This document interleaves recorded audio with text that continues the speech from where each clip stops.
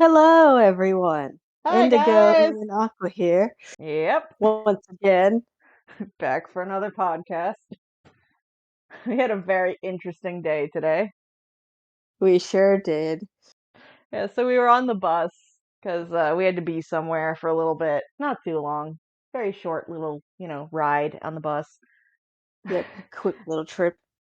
And I and Aqua are really big fans of Yu Yu Hakusho. Yu Yu Hakusho was the first anime that I had ever watched and I grew up with, aside from, Pokemon. I don't really Hmm. count Pokemon because Pokemon wasn't really advertised as anime. It was kind of advertised as like, Yeah, it's more like a cartoon. adorable little cartoon. Oh yeah, you go and catch all the Pokemons. Um, but so for anyone who has never watched Yu Yu Hakusho, it is a shonen and it is about, you know, fighting demons. Main character, I don't want to get into too much because it spoils a lot, but essentially he becomes, crime fighting demon, detective guy. But The best kind of anime. oh yeah, totally. But his second in command, I guess you could say, or like his sidekick character, best friend, whatever you want to call him. Kuwabara has many titles, many different interpretations of what his role is in the series. Yusuke's motivator, whatever you want to call it. Um, so at the end of the series, at least in the manga, they kind of hint at it in the anime because early on in the series, in the anime, he mentions how he wants to grow up and become a scientist.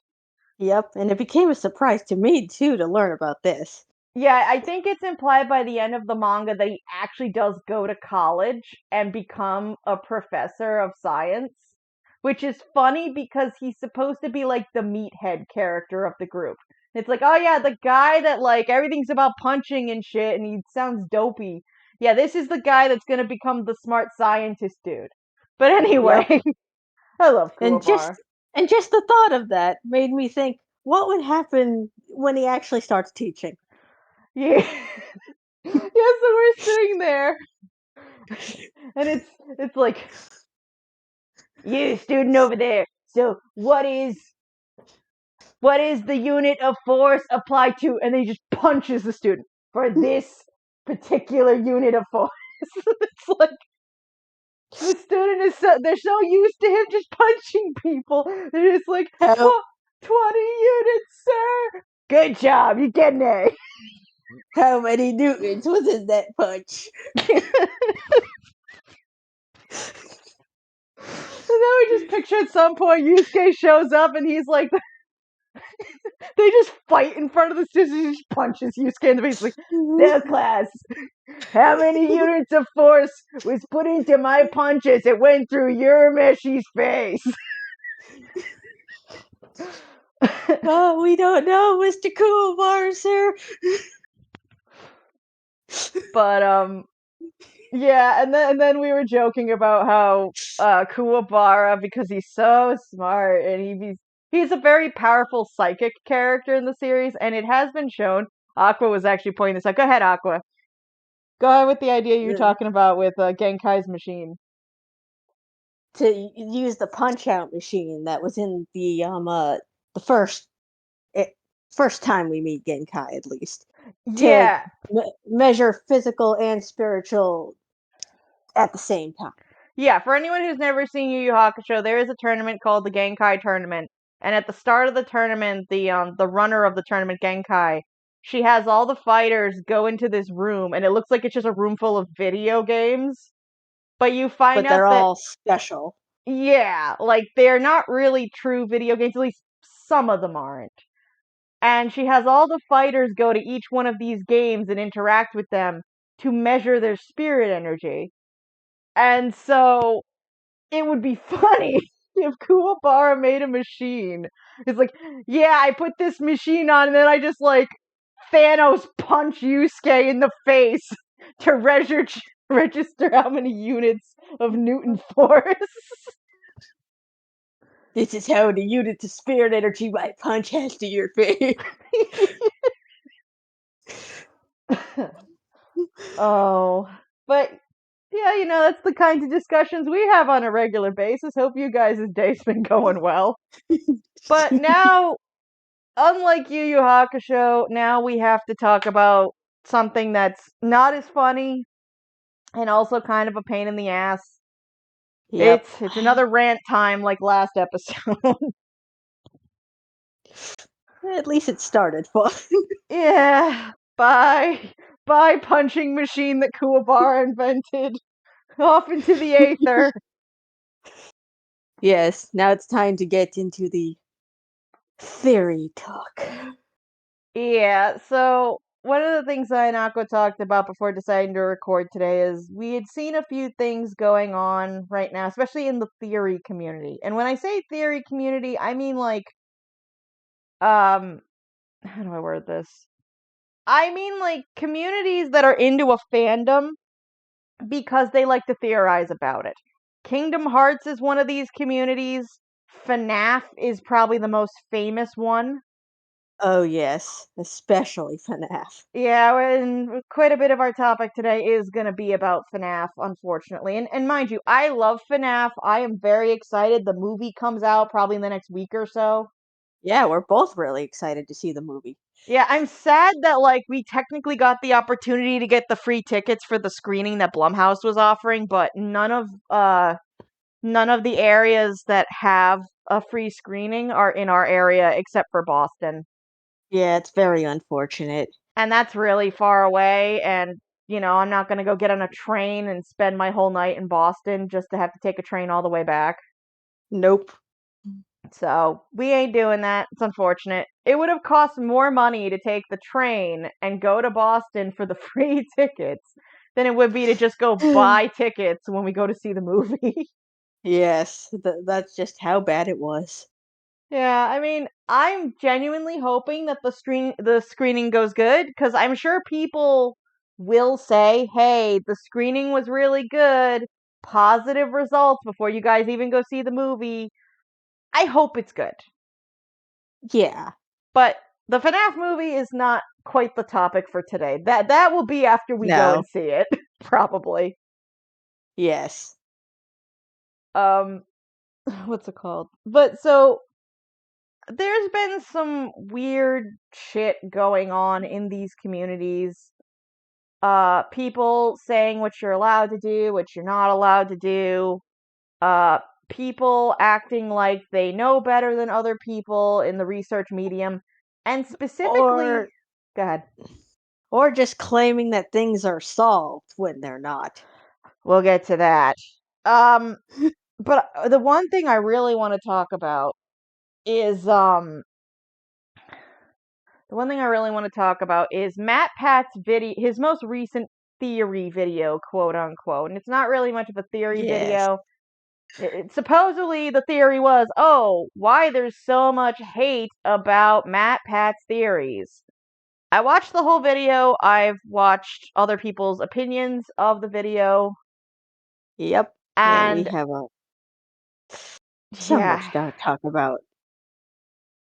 I'm like as a FNAF fan and as someone who has kind of on and off watched Matt Pat for years since FNAF came out, it bothers me that he spends much of the video complaining that people take his stuff too seriously, but then gets mad that they don't take his stuff too seriously, and by the end of the video implies that the reason why people don't get him is because, oh, you have a different personality archetype than me. Because for anyone who doesn't know, Right. he made Which is his bullshit. yeah, he made his fan base take a personality test on the 16 personalities website and then report what they got. And then tried to say, oh, well, it's because there's too many sensing types in my newer, like, younger audience where they don't Which does understand how to critically analyze things because only intuitive types know how to do that, which is not yeah, true. which one is wrong? And that's coming from someone who is an intuitive type. I'm not going to get into what personality type I am because that's very complicated. But as someone who does have the N intuitive in my type, I'm going to tell you straight out that the way that MatPat was describing how sensing types and intuitive types work isn't entirely accurate. Yeah, He's and I don't think your personality type should be used to determine whether or not you can construct a good theory. right, because personality is not critical thinking skills. And what it felt like he was doing was trying to use something that people can't help, a personality, as an excuse to say you just don't know how to theorize. Or Yeah, you which is theorize in a untrue. different way than I do, so therefore you're wrong. Because you take everything too literally. It's like, I'm sorry, but to an extent, okay. And he kind Hmm. of makes it sound like intuitive people are these space cadets that overread into everything and that you can't Yeah. understand nuance unless you overread into everything. That And is again, not that's completely untrue. agreed. It's not true. And it's also not very conducive to a critical environment. Like if you're Yeah, and when it just isolates people it in the does. group. Yeah. Because again, personality is different than critical thinking skills. Yes. And personality changes over time, which he openly points out in his video. And I really don't like the fact that he implied, oh, well, FNAF, John from the FNAF channel. Oh, he became an N intuitive person from researching and doing videos on FNAF. That was the stupidest thing he could have Right. said. And I think he was trying to imply doing it with him specifically. Right, exactly, because they've been on a few shows together. And again, this isn't a MatPat hate video. That's not what I want this to be. I know it's sounding like it. It, What I'm more getting it's at. Go ahead, Aqua. it's just the theory community in general has gotten a little out of control.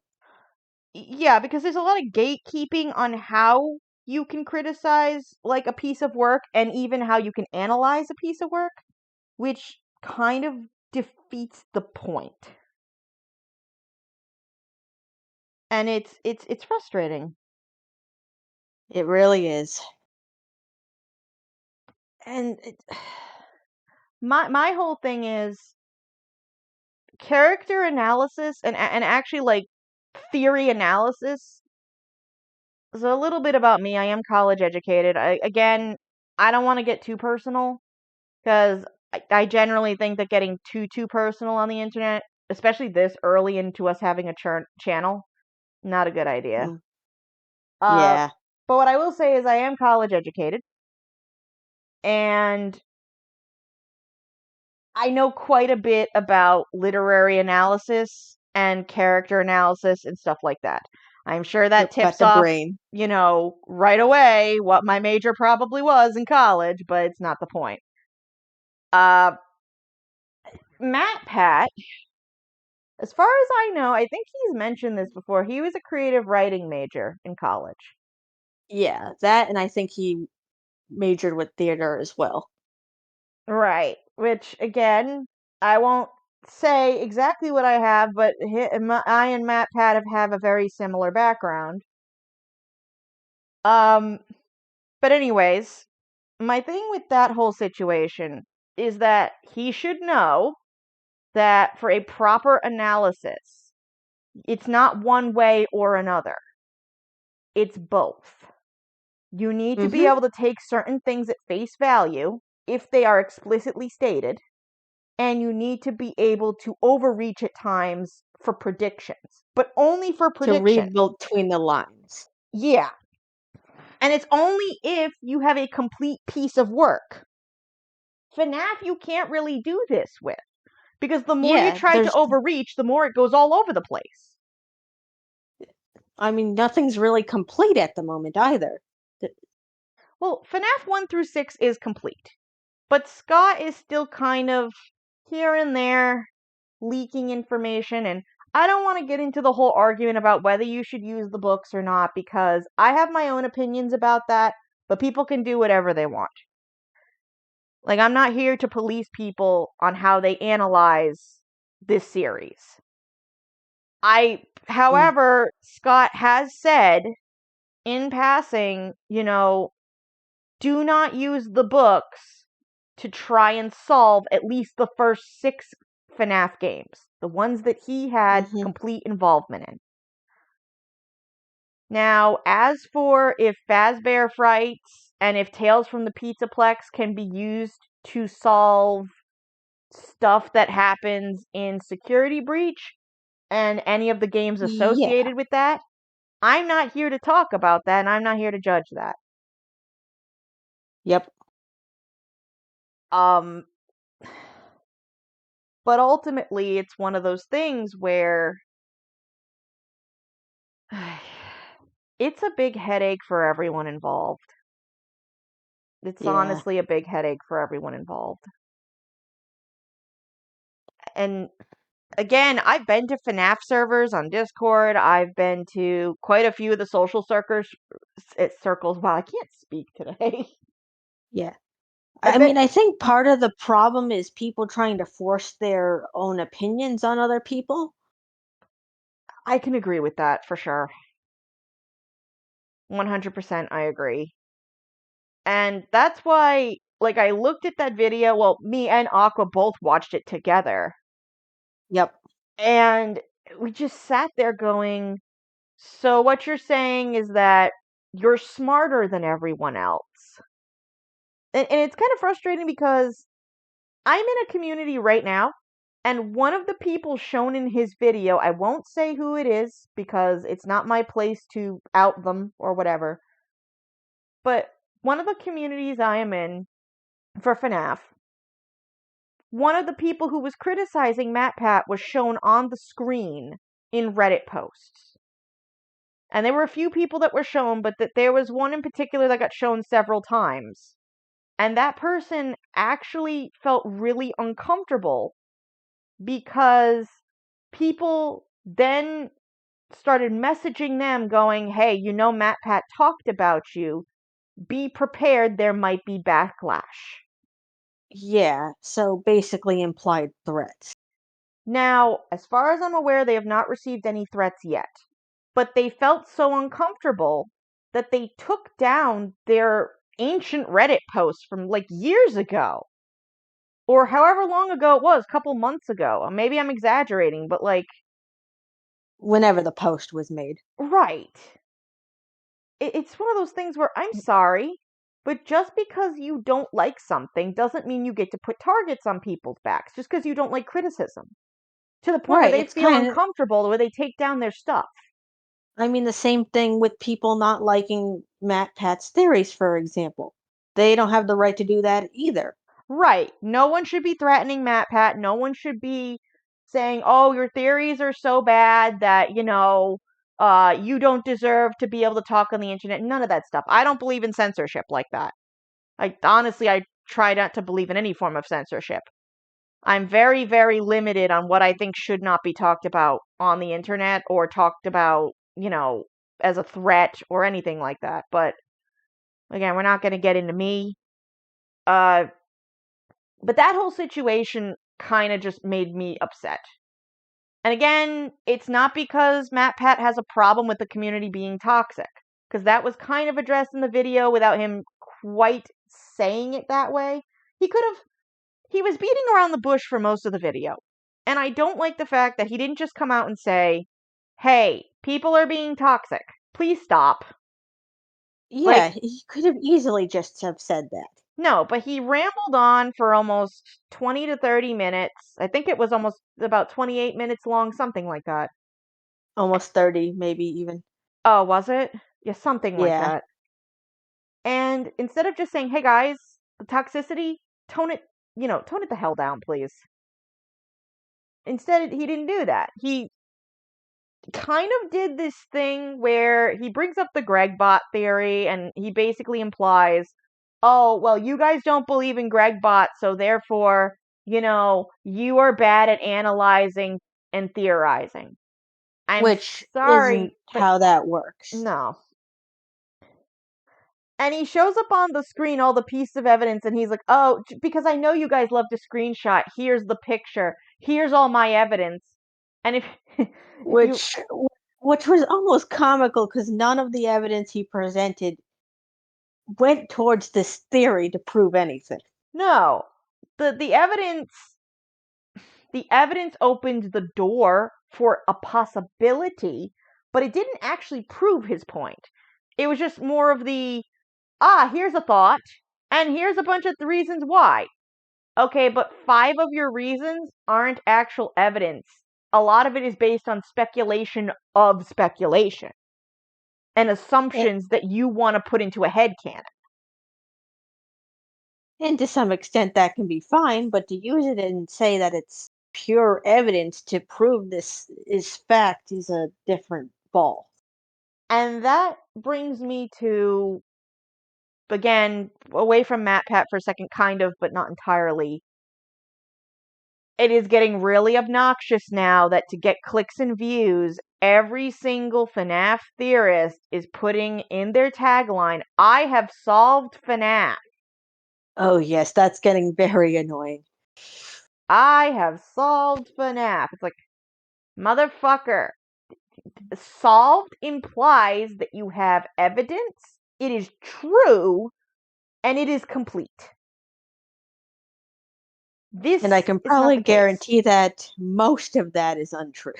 Right. Instead, they throw together a theory, a very loosely kept together theory with not enough evidence, not enough, anything. It's mostly speculation. And they just go, yep, Mm. I solved it. I'm the greatest.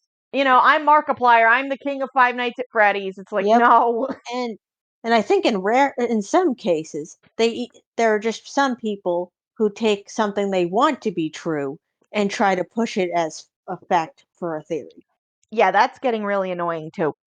A great example would be I actually recently just went through the whole character encyclopedia. And when this thing came out, people were complaining about it because they said it was riddled with inaccuracies, yada yada. I've gotten mostly to the end, and I noticed something. A lot of the inaccuracies that people were talking about could easily be chalked up to a typo, or even better. One of the things I did notice about the character encyclopedia is while FNAF World was mentioned several times, it wasn't listed as a mainstream game, which was very Mm. interesting to me. It seemed like Scott didn't want anyone to list it as like an actual like mainstream like main series FNAF game. And so Which go is ahead, pretty Aqua. interesting. I think that that's pretty interesting, at least in the lore perspective. Yeah, for sure. Um Not to say that it's not important to FNAF, but it doesn't count as like 1 through 6, because we have 1, 2, 3, sister location, 4, and pizza sim. Now, Mm. while it might be, what do they call that? Additional material or supplementary material, it's not classified as one of the main big 6, which is interesting.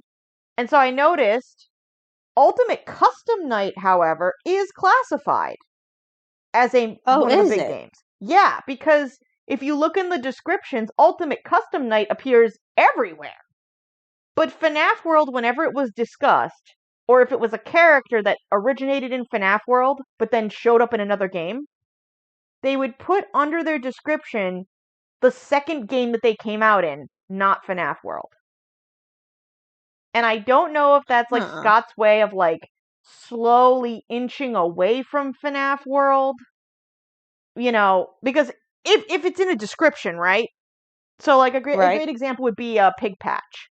Pig Patch's description, if I remember correctly, mentions that he shows up. No, not Pig Patch. I'm sorry. It was Lolbit. There's a character named Pork Patch in FNAF World. That's why. Lolbit. Lolbit originated in FNAF World as a shopkeep. They mention in her description, but I don't think they mention in the listed games that she is in. or he, whatever. I don't really care. It's a robot. Yeah, Robo Pig or whatever. No, a little bit. Not Pig Patch. I'm about a little bit. Animatronic existence. Yeah, animatronic existence, because that also got complicated with the encyclopedia, because if you look at certain characters, certain ones are listed as male or female. Like, Lolbit is a great example. I think Lolbit was listed as a he, because Lolbit is one of the Foxy line. Same thing with Mangle. Mm. Mangle was listed as a he. But anyway, regardless. So, what I'm getting at with this is a lot of people hated the encyclopedia. And I think I figured out why. The people who were complaining about the encyclopedia don't realize it's not written the same way that an actual encyclopedia would be written. It's written very narratively. So it's more Almost from a character's perspective. more like from, how do I word this? Not it is narrative. That's how it's written, but like more like a character showcase, if that makes sense. So it would be Mm. like if there's a narrator to this book and they're trying to introduce you to the wonderful world of Fazbear Entertainment. Very similar to how FNAF Help Wanted opens up.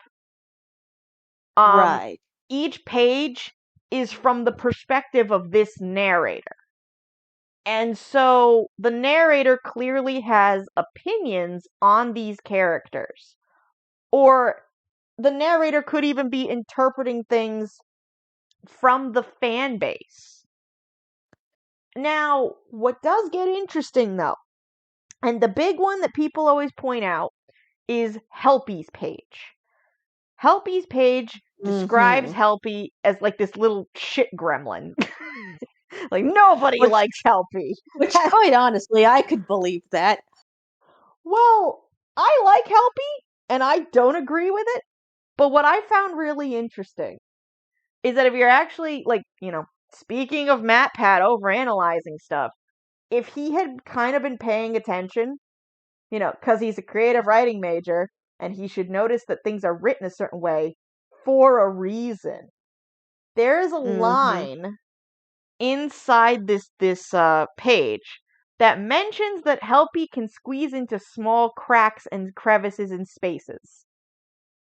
Now, this comes off to me as if the encyclopedia isn't just a listing of the facts we already know, but it is trying to incorporate lore under our noses. Yes, give little hints with some of the dialogue that's in there. Right. And yeah, it's done humorously because it's written by Scott Cawthon and he's trolling us again. But ignoring Which, the trolling, which I remember there was a page that you talked about Mr. Hippo that I found pretty hilarious. Mr. Hippo's page is hilarious. Oh, I don't remember exactly what it said at the top, but it's oh, I gotta look it he up know in a little while, but he knows about the box. yeah, that's what it was. Where it's a whole dialogue and the narrator is doing it in the style of Mr. Hippo, where they're telling a story about Mr. Hippo not acknowledging the FNAF 4 box. And it's like, come on, guys. Come on. It's Scott trolling so hard. Why are you angry about this book? It's funny. If nothing else, it has humor. Right, exactly. And it's interesting to me because the hardcore FNAF people were so angry about it. And I don't see why. I think it's because they wanted Scott to basically chart out a list of answers for them and answer a bunch of their questions. Right. They But just wanted Scott to slap the answers into a book for them and call it a day. well, what's funny about that is he did answer a few things. Again, I'm not fully done with the book yet. I'm most of the way through it because I'm taking notes for a project that I'm working on. The last page I left off on was the crying child's page, and I haven't gotten to fully read that one yet. But what's interesting to me, and this is what everyone has missed, this is a big one. Scott basically confirmed in like 3 different entries that Fredbear's Family Diner, the actual Fredbear's, is the FNAF 4 location. Now, that's news to me because And whenever I a thought it was pretty freaking cool that he confirmed that. right, he did through 3 different entries. It was Springtrap's entry, I think it was Golden Freddy's entry or Fredbear's entry, Nightmare Fredbear, Mm-hmm. and then like one other entry. It might actually be on the Crying Child's page. That might be what I was looking at. But the thing is, now that's been a theory for a while, as well as the fact that like I have never really seen. Maybe it's been more common recently because I don't watch every theory video that people make. But Yeah. recently, most theories that I see, or even some of the ones that I remember that I used to look at like a couple years ago, all just assumed that Fredbear's was the location from it's the mini game from FNAF 2 where it shows Mm-hmm. the child that gets killed outside by William Afton, which a lot of people, obviously think is the puppet Yep. because it links up with the additional cutscene that we get in FNAF 6 that shows the death of that character, Henry's daughter, and then the puppet going outside after her. Yep. I'm not going to call her Charlie because, again, that is a book Yeah. thing and that is an assumption, They never confirmed that the character's name is Charlie. which is probably why the gravestone ending that we get in FNAF 6, I believe it's either FNAF 6 or Ultimate Custom Night. It's been a while, I'm still taking notes where I can. I Yep. Finding really need a information. refresher on some of these games and what cutscenes go where. But that gravestone is obscured. And again, that's even me making an assumption that the puppet even has a gravestone. But again, whether they have a gravestone or not actually furthers my point. Is that we Right. never, ever get a confirmation on Henry's daughter's name. And considering that there are characters in the books that don't even exist in the games, it's debatable on whether it's a 1-for-1 at every stage of development with these games versus the books. Yeah, and it almost kind of irritates me that people assume this character's name every single time just because of the books. Right. And it causes a lot of problems because every single time I see someone talk about the puppet, they go, "Oh, Charlotte Emily," and I go, "We don't know that that's their name. You're making assumptions. I understand you want to put something there. I understand you want something to fill a hole, but it's But we don't have anything. right. It's better to just leave it blank. What I have mentioned to people, however, is if because there was a channel, and I will get the name of the channel later if I can find it. There was a channel, a much smaller theory channel, and it was very well made. So if I can't find it in the next couple of days, probably in our next what's it called? Our next podcast, I will Mm, mention if I remember who it was because I got to go look for it. yeah, we'll look into it. But he was doing a very extensive uh cross like sectional timeline. And what I mean by that is he takes into consideration the multiple times that Scott has said, "I want to end the series." And Scott has said this multiple Yeah. times. He said it that FNAF 1 was supposed to be the end, and then 2, and then 3, and then 4. I mean, preferably, I think ending it at FNAF 6 would have been probably the best. I agree. And technically he did, because Help Wanted is kind of, again, you could argue that the games going forward are kind of their own continuity. And the reason I say Hmm. that is because of the opening to Help Wanted, which throws obscurity as to whether FNAF 1 through 6 happened the way that we thought it did in the first place. Right, because of the implication that came with the newer games. Right, exactly.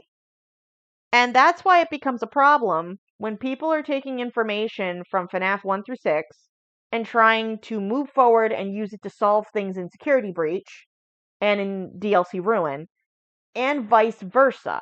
You can't take things from a game that we're not even sure is canon to another series or another set of games and try to go backwards. Right, because it complicates things. You can speculate, for sure, but speculation is not the same as an answer. And Right. ultimately, a lot of these theorists, they go, I solved FNAF, guys. I got the answer and it's perfect. And I'll watch their video and I go, you didn't solve anything. You have a decent theory for sure. Like, I applaud you. That's a very interesting theory. Yeah, and But you, also, claiming that you solve something kind of takes away from it being a theory. A theory is theoretical, it's yes, uncertain. correct. And even with that, generally you're supposed to have evidence for a theory. People, especially with FNAF, they just throw things at the wall and see what sticks. Now, I am going to point out a creator, however, that I believe genuinely deserves more attention, and I appreciate him a lot. And that would be uh Sir Squawks or Sire Yeah. Squawks, however he pronounces it.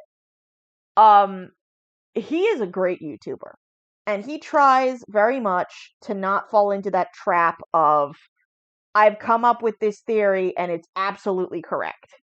And Not I think once. he does a pretty good job. Oh, for sure. He's always trying to like make it very clear that hey, this is just an idea, and this is the evidence I've found for it or against it even because he will openly also collect evidence against his theories. Yeah. And unlike a lot of people, he seems to be open to the debate that comes with theorizing.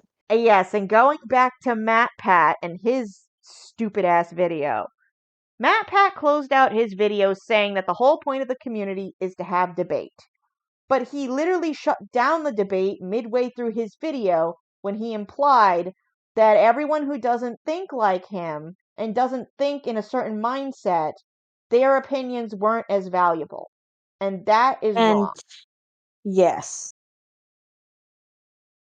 And again, it's, I don't think Matt Pat is a bad person. I don't think no one should go and hate on him.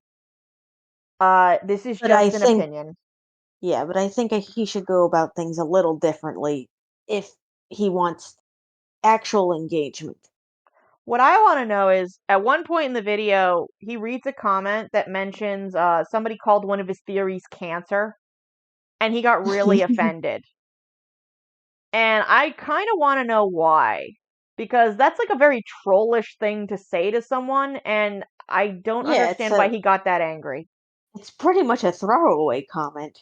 Yeah, like everyone on the internet, and again, I'm not condoning this, to be very clear. I don't think it's okay to go to people's channels and message and troll them and say really awful Yeah, things. no, it's not okay to go do that to other people.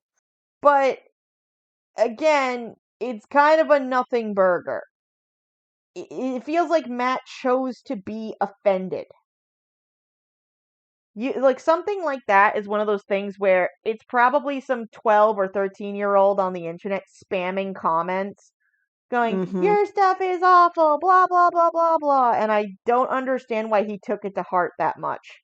I Right, get because it. I imagine a lot of comment sections probably get things like that all the time. Yeah, absolutely. It's YouTube. It's gonna happen. Uh, but like, I get the idea that it's toxic. It is. 100% that is toxic. Yes. And I understand him being upset about that part. But ultimately, Matt Pat, you're a prominent figure on the internet, and not everyone likes you. I don't hate you. I wish Mm. some of the theories had better backing to them. But again, that's part of the discussion, right? Like, you Yeah, can and be it should critical of a be. theory. Like, that's ultimately what theories are about. And you should always be Right. skeptical. Because if we all just, like, I hate to say this, but he literally has done a video about how he had influence over indie developers because they were worried about what he was going to say about them. And that has Right. ultimately changed the production of a work. Go ahead, Aqua. Sorry. And with the way that it's, affected other people's work, he's literally changed some games completely because of it. Exactly. And Scott Cawthon is one of the people who he did that to. I don't think FNAF 4 would have had such a problem if MatPat had not made it look as bad as he thought it was going to be. Because I I mean, don't. hell, this is probably why Scott trolls so much. Oh, for sure. Like, back in the day, the trolling was more like creative trolling, where it was like, I'm gonna hide things, and I'm really excited when people find them. I'm going to hide things in my source code because it's something fun to talk about, like Yeah. ARG style. And it was very fun, and it got the community motivated. Scott clearly understood the value of interaction with your audience, which I think is the reason why FNAF is so memorable in the first place. Hmm. It reminds me of, I grew up in the era where the Slender Man ARGs were really popular, which me and Aqua are Oh yeah, watching those again right now. Slendy Man. Oh, it's What a you doing, Mr. Slendy Man? Mr. Slender Man. Uh, no, we're actually watching those right now. I would recommend them. Marble Hornets, Everyman Hybrid, Yes, Tribe 12. It's spooky month. Go watch them. Great my favorite ARGs. personal favorite is Everyman Hybrid. Everyman Hybrid is really good. It took what made Marble Hornets special and it definitely went ham. And I love it for that. Um Hmm. where was I going with this? I'm sorry, Aqua. Uh oh boy.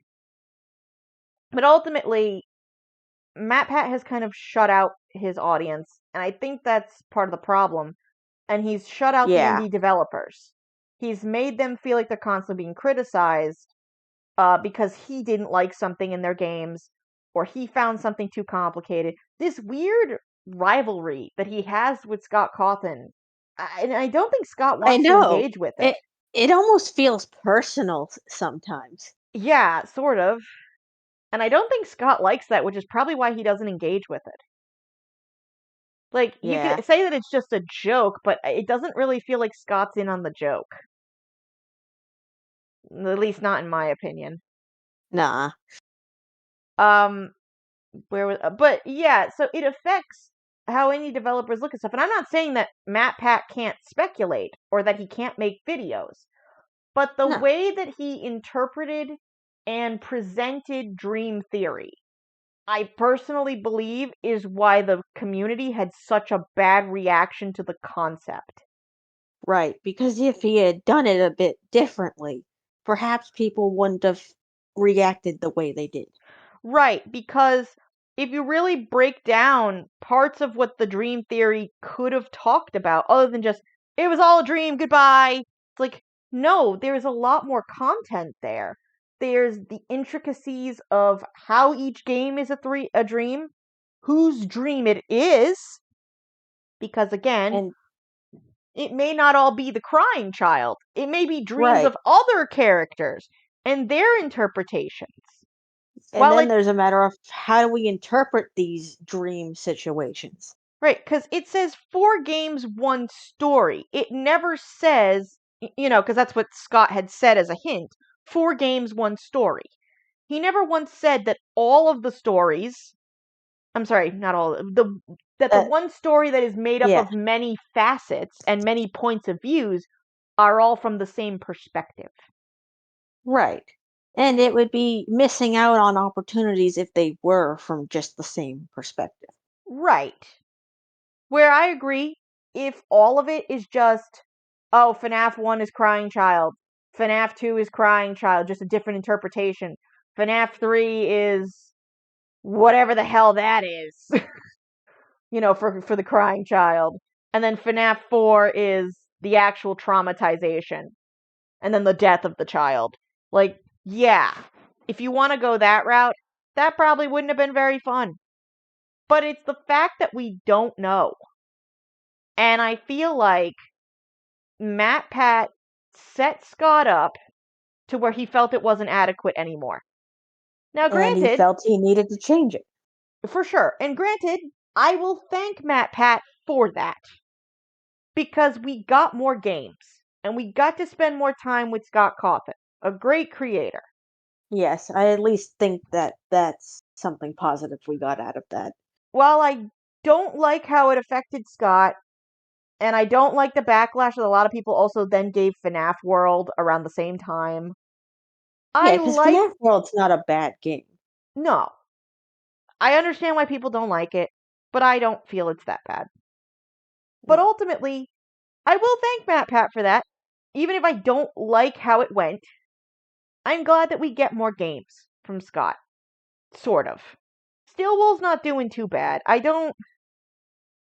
have mixed feelings, but now what I don't like is it's looking like Steel Wool is paying attention to game theory and the other theorists as well.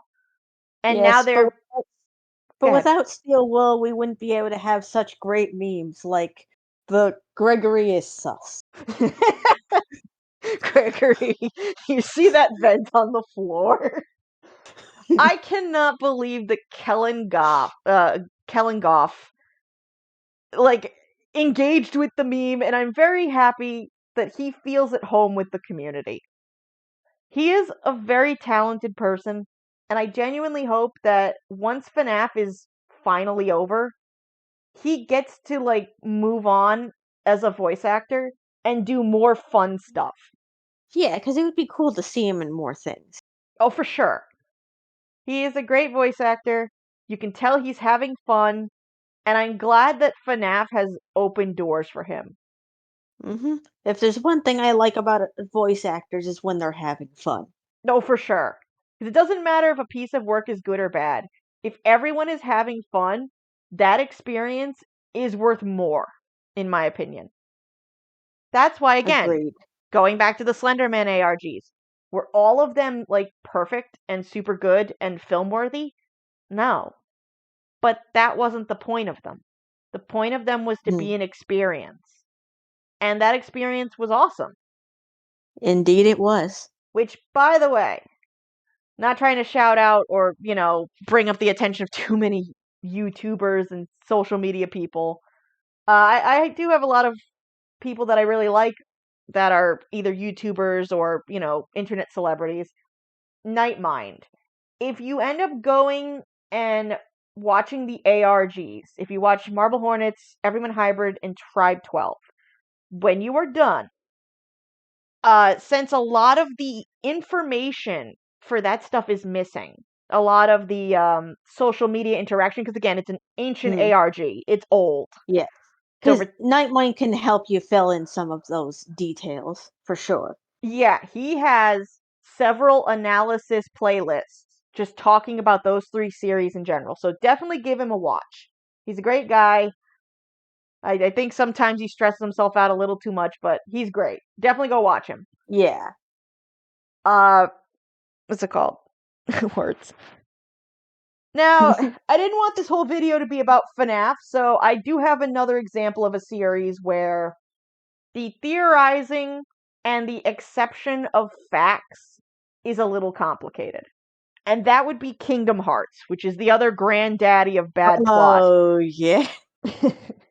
And I brought up Kingdom Hearts before in our last video. But Kingdom Hearts is one of those things where, oh, the theories I have heard about Kingdom Hearts. The theories are probably almost as ridiculous as the games themselves. You know, I was talking to someone last year and we were talking about the Master Xehanort plot, and I hate the Master Xehanort plot. I feel it was I think we all do. well, supposedly some people really like it, but it was, in my opinion, it's the downfall of the franchise. The I think first, those people drank too much of the juice. the Xehanort juice, they got the Noitning juice. The Nort juice. We Made with all 100% Xehanort now. Nort. Oh, ruh Raggy. So the thing with the Xehanort plot, the big thing with the Xehanort plot, is that there's too many holes, there's too many inconsistencies, and it's bad character writing. I have always said to people, I consider Nomura the M. Night Shyamalan of video games. I mean, it's not even just that there's too many holes, it's that any holes that he has is filled in with Xehanort. Yeah, no, and it's like, oh. At a certain point, like, Nomura is a completely different case. The whole thing with Kingdom Hearts has to do with bad writing. Versus FNAF, it's not to say that all the writing is great. It's just, I think Scott, to an extent, bit off more than he could chew, especially with all the changes he was making. And Yeah. Nomura partially suffers the same problem. I'm not going to shit on Nomura, as much as I like to joke about him, because I also know that behind the scenes, a lot of that had to do with interference from Square Enix and Disney. Mm-hmm. And I have my own theory, like I have a legit theory, and I think at one point I will do a video explaining that theory as to how the behind the scenes happened. And granted, I will preface, it is a theory. It It's is just a theory. A Kingdom Hearts theory. I am not saying I'm not saying that this is exactly how it went, but it is interesting when you look at the history of the development of Kingdom Hearts. I would have to do a lot of research for that video, which is why I would rather make it a speculating video, especially because Hmm. like we don't have all the information on how that development process went. But Yeah. I was around during the era when Kingdom Hearts was being developed, and I was there in real time, just like I was for FNAF. And a lot of people do not know about what's it called? Um, oh crap, Final Fantasy Versus 13. Oh, And yes, that project. there's like three other games that are associated with Kingdom Hearts, but Final Fantasy Versus 13 is the big one. There are rumors that Dissidia might have been the prototype or the idea originally before Kingdom Hearts was a thing. There is Mm-hmm. massive speculation because Nomura had been working on Dissidia for a long time. And Kingdom Hearts was originally supposed to just be a Final Fantasy game. It was And not supposed. quite honestly, I think it would have been cool to be just a Final Fantasy game to some extent. Oh, for sure. But it was supposed to be a Final Fantasy game. It was not meant to have Disney stuff in it. And that right there is one of those things where I know that there's like the story about the Disney executives that were in the elevator, something like that. There's also the speculation about how Leonard Nimoy became Xehanort is a similar story where like Leonard Nimoy was in an elevator. Again, this is hearsay, so I can't confirm this, but it's just the Yeah. stories that I've heard floating around in the servers about how Leonard Nimoy, I guess he was like at one of the headquarters for a Disney project while Nomura was also there at the same time. They got in an elevator and they quickly realized who each other were, and they like had a melty in like the sense they were like gushing about Kingdom Hearts together. And then Leonard Nimoy gets super serious and he's like, "So I have to ask you, why did you never ask me to be in Kingdom Hearts?" And like Nomura has one was like, "Oh shit." Leonard Eh, Nimoy wants to be in Kingdom Hearts. If that went down as we assume it did, that must have been a very interesting conversation. Yeah, and again, this is all speculation and rumors. I don't know how true any of it is. But hey, a great example would be there were speculation and rumors in 2005 when the mention that a Kingdom Hearts 3 was being made. Yeah, 2005 is when I they know. mentioned making Kingdom Hearts 3. And And then it took like forever for Kingdom Hearts 3 to actually happen. well, not just that, but there was the whole speculation about, oh, there's gonna be they're making because at the time Disney was trying to acquire Pixar, which was holding Right. up some of the production for Kingdom Hearts because Disney wanted to acquire Pixar. To use the Pixar assets in it. Yeah. So a lot of people said if Disney acquires Pixar, and then they heard a rumor that Disney wanted to make a Toy Story world in Kingdom Hearts. And what's Which interesting, apparently they kind of did. yes, but what's interesting about it is back in the day when all this stuff was being talked about on forums, they specifically said this is how the plot would go. That Sora shows up at Toy Story World. He gets the choice between, wandering the world with Buzz or Woody. And, because Kingdom Hearts 3 introduced the idea of multiple party members that are from that world, which is interesting. Um, Yep. but this was being talked about in 2005 before Kingdom Hearts 3 actually was fully a thought, which is why it's really fascinating. And then they go, so you get to choose between Woody or Buzz, but then something bad will happen in the plot, which causes one of the characters something bad to happen to them, where they would end up becoming a Heartless, and you have to go save them. And everyone went, wow, that's really profound. You might actually lose a party member in a very traumatic way.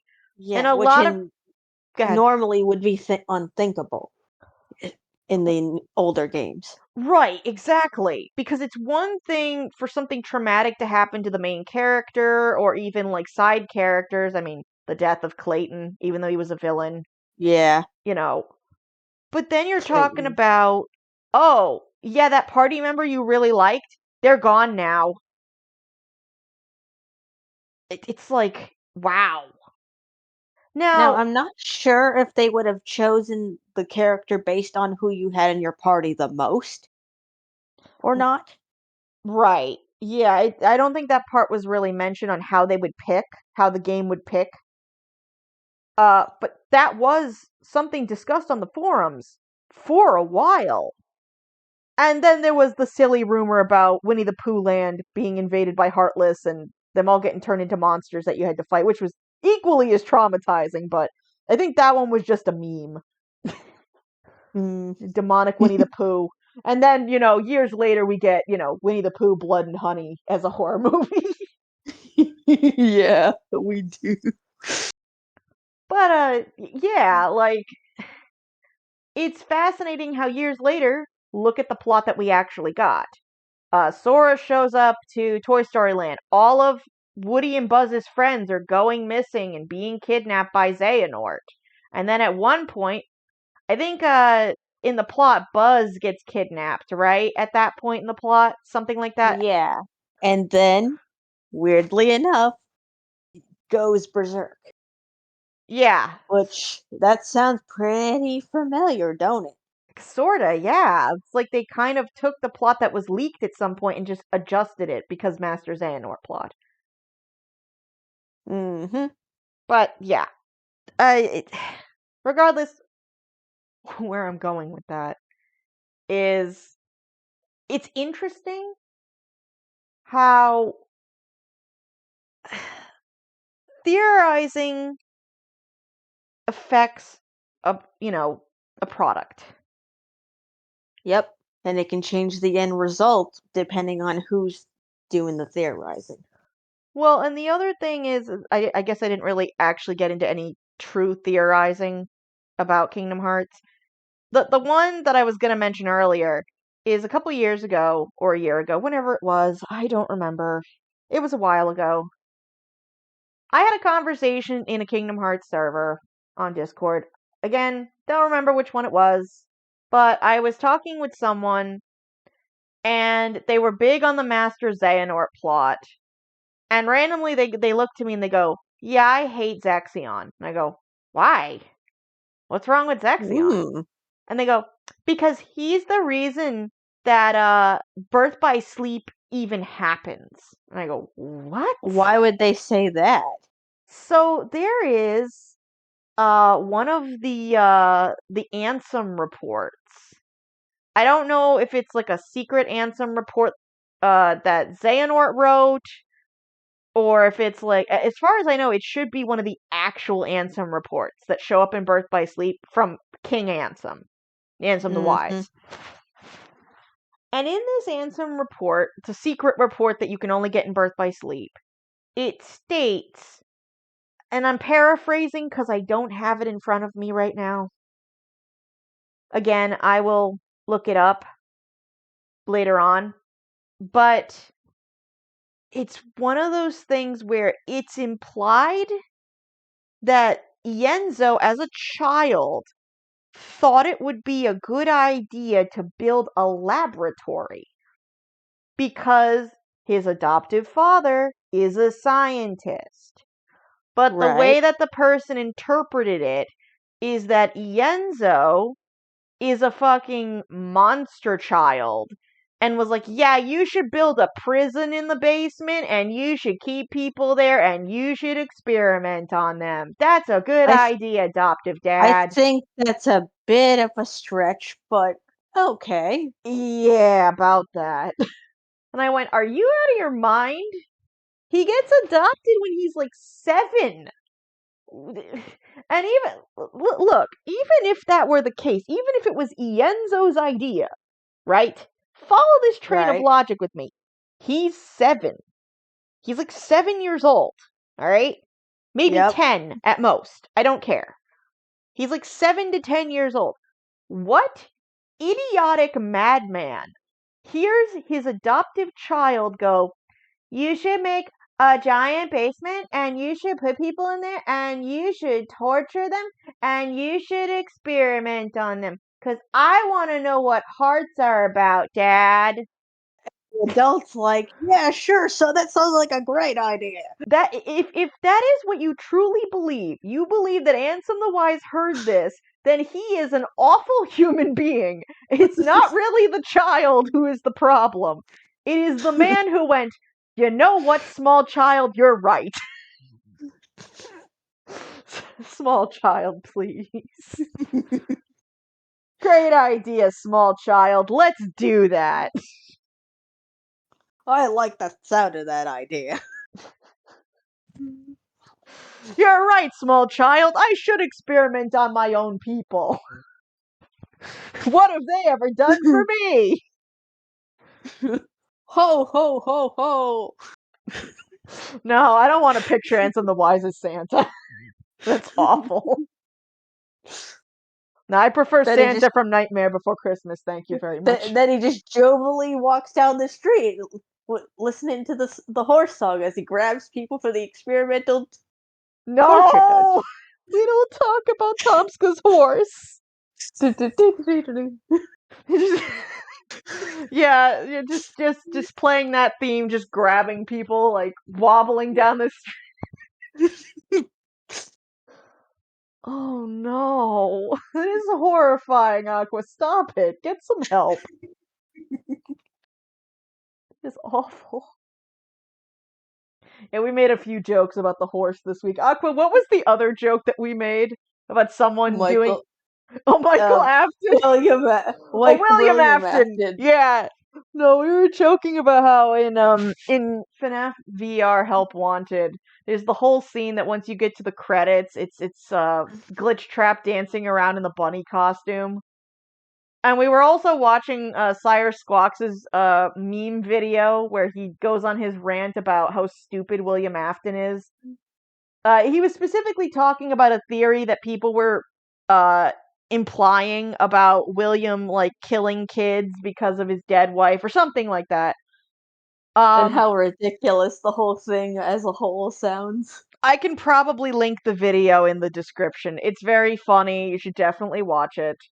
And then we just got this whole idea of what it'd be like William just running down the street, you know, jovially grabbing children and stabbing them, and then just moving on. Because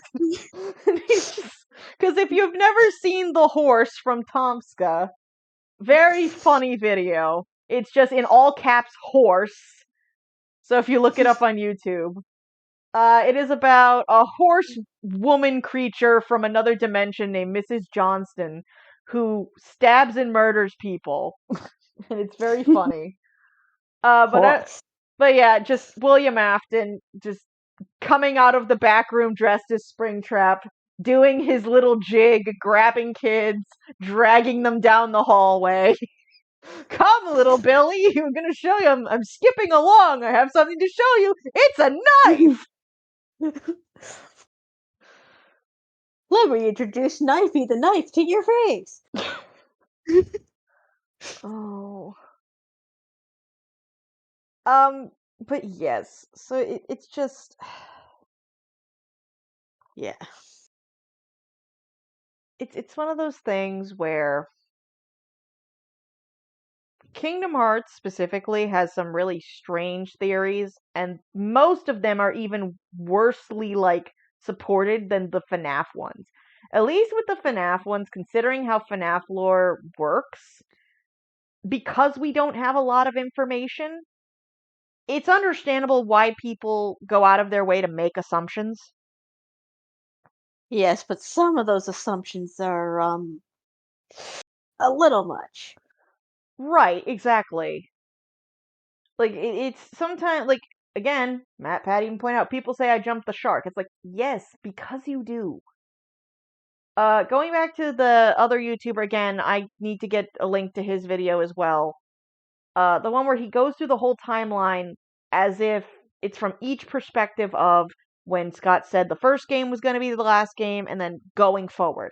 So you technically make multiple timelines. You don't just make one. You make multiple timelines looking at what the meaning of that thing was before it evolved into something else. And Matt Pat has kind of talked about that too, that the story of FNAF keeps evolving. That's why it keeps changing. Now, my criticism for Kingdom Hearts, a lot like FNAF, only kind of worse, is that Nomura does this thing where you call him out on a plot hole and he goes, yeah, I should fix that. Oh, I know what I'm gonna do. I'm gonna make a really shitty mobile game. And over the next 5 years, each time someone says that something in my plot doesn't make sense and I see it on the internet, I'm going to make a story-based plot point for my mobile game that completely, totally fixes the problem, guys. See? Yep. This And I'm shitty... gonna somehow make Xehanort also the solution to the problem. Yep, Xehanort's the complete solution to the problem. He is the main character of the mobile game. But like in that particular case, fucking Nomura just kept applying patches, so to speak, because the mobile game took place at the beginning of the timeline. He purposefully made a mobile game that existed at the beginning of this whole timeline and just kept going, yeah, no, they complained about this thing. Now I have to write, coding for a mission that explains this now. Oh, they complained about this. Now I got to put this in there now. It didn't really feel like a game. It just felt like info dumping as a mobile app. It also, unfortunately, doesn't make sense because this is supposed to be the beginning of the timeline, but we're playing through Disney worlds again that have already existed in previous games. So, again, how are you supposed to keep playing the same story over and over and over again? Not FNAF, sorry. No, FNAF, this isn't your fault, I promise. This is Kingdom Hearts, Nomura's problem. Kingdom Hearts 1. Simple plot.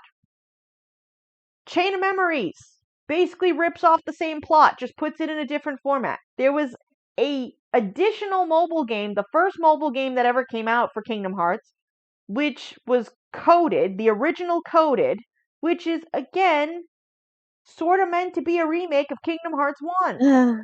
Oh, coded. Not recoded, the original coded. Oh, never mind. Recoded, that didn't help either, because then it moved the game into being relevant in the timeline. It's like, how many times can we keep basically recreating Kingdom Hearts 1? And again, As many going as to, many times as Nomura wants, apparently. I would prefer we don't. I would like a real new content that is not Kingdom Hearts 1 with extra steps. That is essentially what Chain of Memory was. Chain of Memories was Kingdom Hearts 1 with extra steps. It's like, oh, Uh-huh. it's the DLC, the stuff we wanted to Like, show you. like, you like Kingdom Hearts? Well, how about we add cards? You like cards, right? We all love card games, right? That's why people play Magic the Gathering and Pokemans and Yu-Gi-Ohs.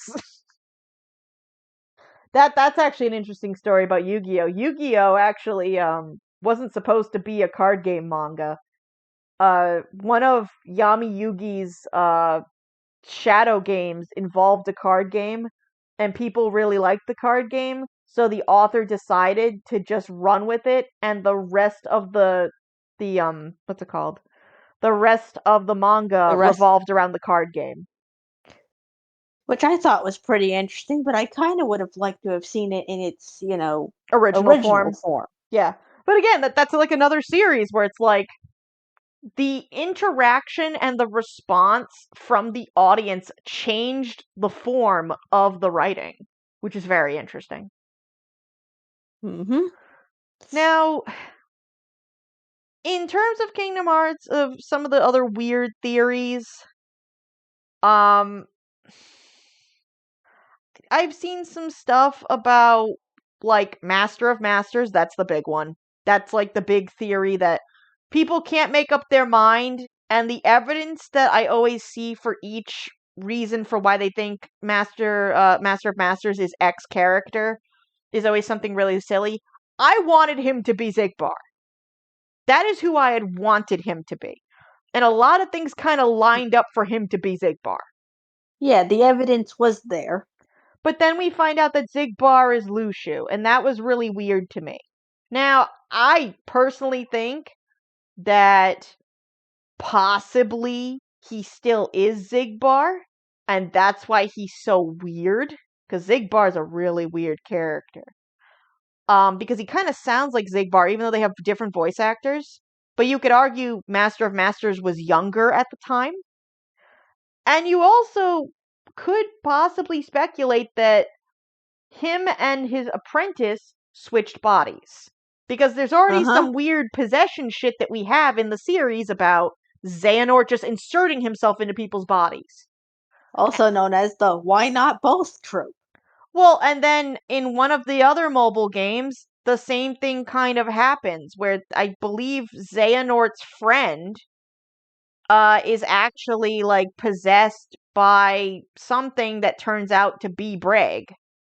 So like there's some weird shit going on there, and I don't know enough information about the mobile games to really speculate.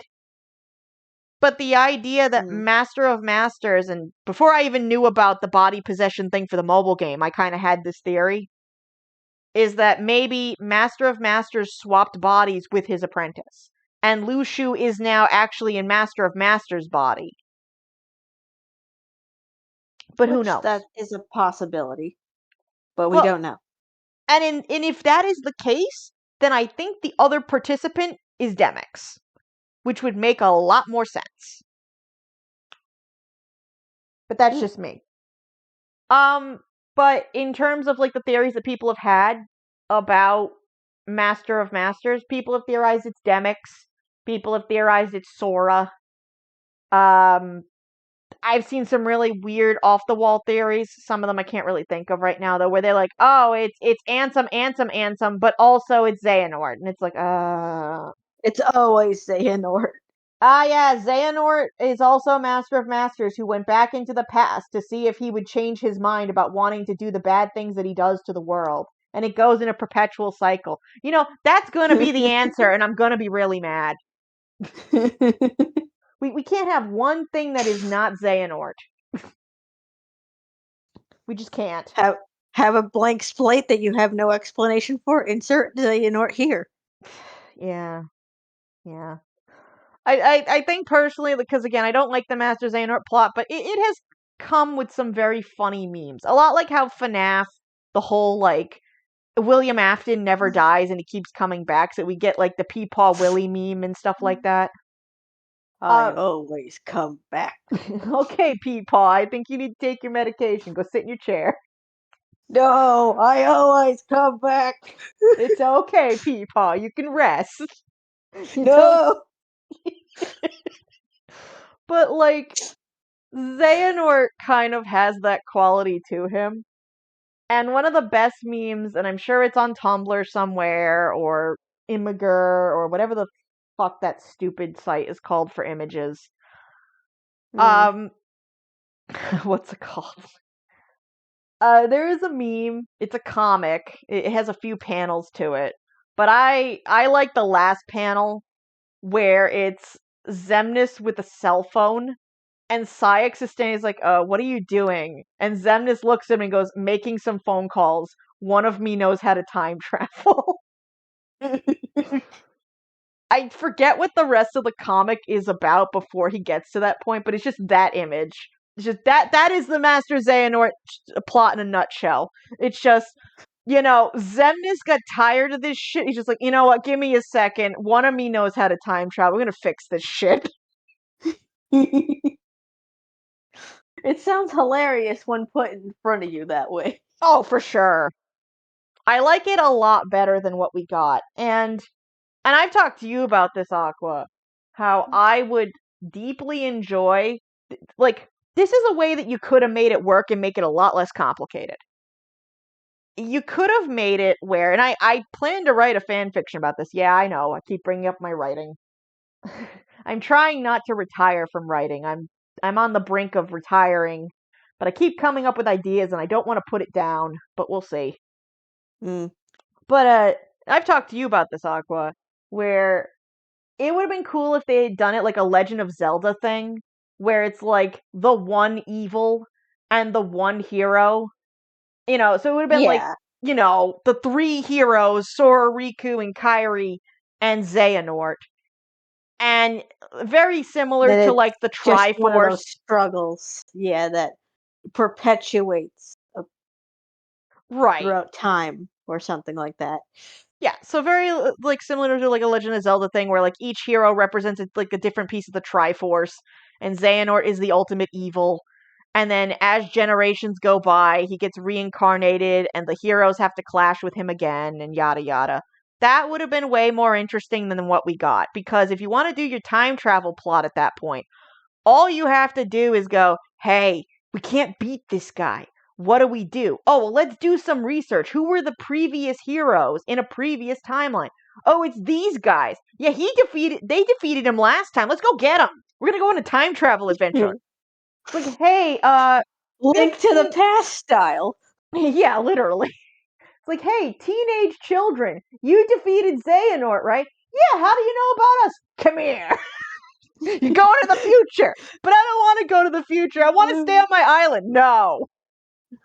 Come with us and you'll see. We gotta beat the shit out of Xehanort. It's like, fuck, this again? We thought we got rid of you.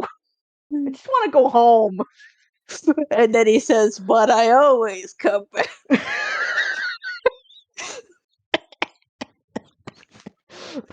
Okay, that one got me. No. No, Xehanort, please don't come back. No more, please. If I see one more Xehanort in FNAF, oh no!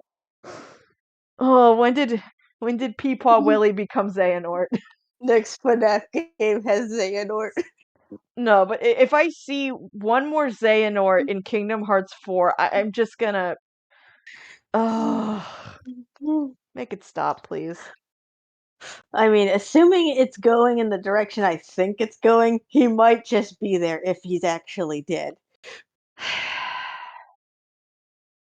Look, Mark Hamill and Leonard Nimoy walking off into the sunset together was the stupidest ending to any video game.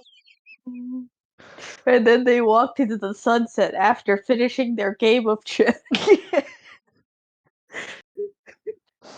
No, stop. Ultimately, though, unfortunately,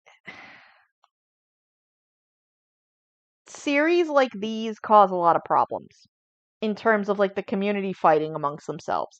We've already talked about why that's a problem with FNAF, but with Kingdom Hearts, it's kind of developed in a different way where instead of arguing about if certain theories are good, people will just take a little bit of information and unfortunately like Scott Cawthon, Nomura doesn't really give us like firm details on the Mm, mechanics of the universe. Where with Scott Cawthon, he tried to explain how like he tried to give an explanation in a more scientific way about how possession worked and stuff, with Remnant and all that stuff, which was yeah. unnecessary, but at least he tried. I mean, it's appreciated. Yeah. Kingdom Hearts, on the other hand, shit will just happen, and the audience will And go, "How the fuck did that happen?" And the and answer is the Xehanort. or the explanation is either light, darkness, or Xehanort. Darkness. The darkness of darkness, darkness. That's why. But that's not an ant darkness. And that's kind of where theorizing becomes a problem in the community.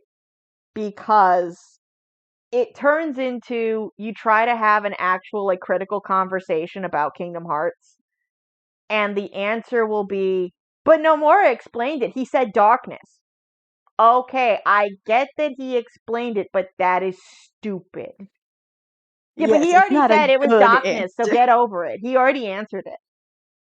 Okay, but like, why is he not answering a bunch of other shit? Like, oh gee, I don't know why Mickey Mouse and fucking Ansem, not Ansem, well, Ansem the Wise as well to an extent. But it's like Mickey Mouse, Ansem the Wise, and Master Yensid. If they're such powerful people, why the fuck did they have to trick two teenagers into doing their dirty work for them? Basically turning them into child soldiers to eliminate an ultimate evil. Because Xehanort. Okay, but all that literally proves is that Mickey Mouse is incompetent, Master Yensid is lazy, and Ansem the Wise is an evil piece of shit because he tries to murder children. Quite honestly, I think all of that is proven if you look for the details. Right, and with all that said, that's why the ending to 3 is really fucking stupid. Oh, Because yes. look at the relationship between Ansem the Wise and Ienzo at that point. Ienzo sees Ansem the Wise walk through the door, his quote unquote father figure he hasn't seen in like 11 or 12 years, and he has a melty like a 2-year-old's like, Daddy's back. It's like, motherfucker, you hated that Yeah, man. You threw him in a yeah. hole. And even worse is that up until this point, he hated you too. He hated the nobodies. Right. And literally, while he's walking through Castle Oblivion, he is plotting to kill off the nobodies. Are you Which gonna would tell be me? you included. Right. It's not like Nomura put in a scene in Chain of Memories or even in Kingdom Hearts 2 where he was like, the only one that I actually miss is my son. The only one I don't blame for this is my son. So Mm, there's no like build up to it, and then the payoff just feels very unearned, very out of place.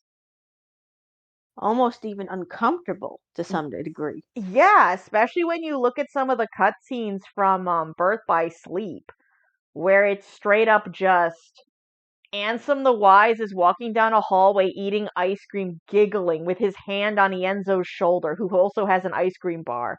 I'm not gonna say what that looks like, but you get my drift. Yes, I don't think. I think Ienzo wants to sleep alone tonight, Papa Ansem. Something looks a little sus here in the Ansem castle. Just a bit sushy. Ugh, slushy. Yeah, that too. Just a bit sussy. Just a bit. Uh, and then we don't talk about the fact that, like, okay, so one of the biggest plot holes in Kingdom Hearts 1 is why did Kyrie's family have to run away from Radiant Garden, aside from the Heartless? Like, let's take it 2 steps back for a second, right?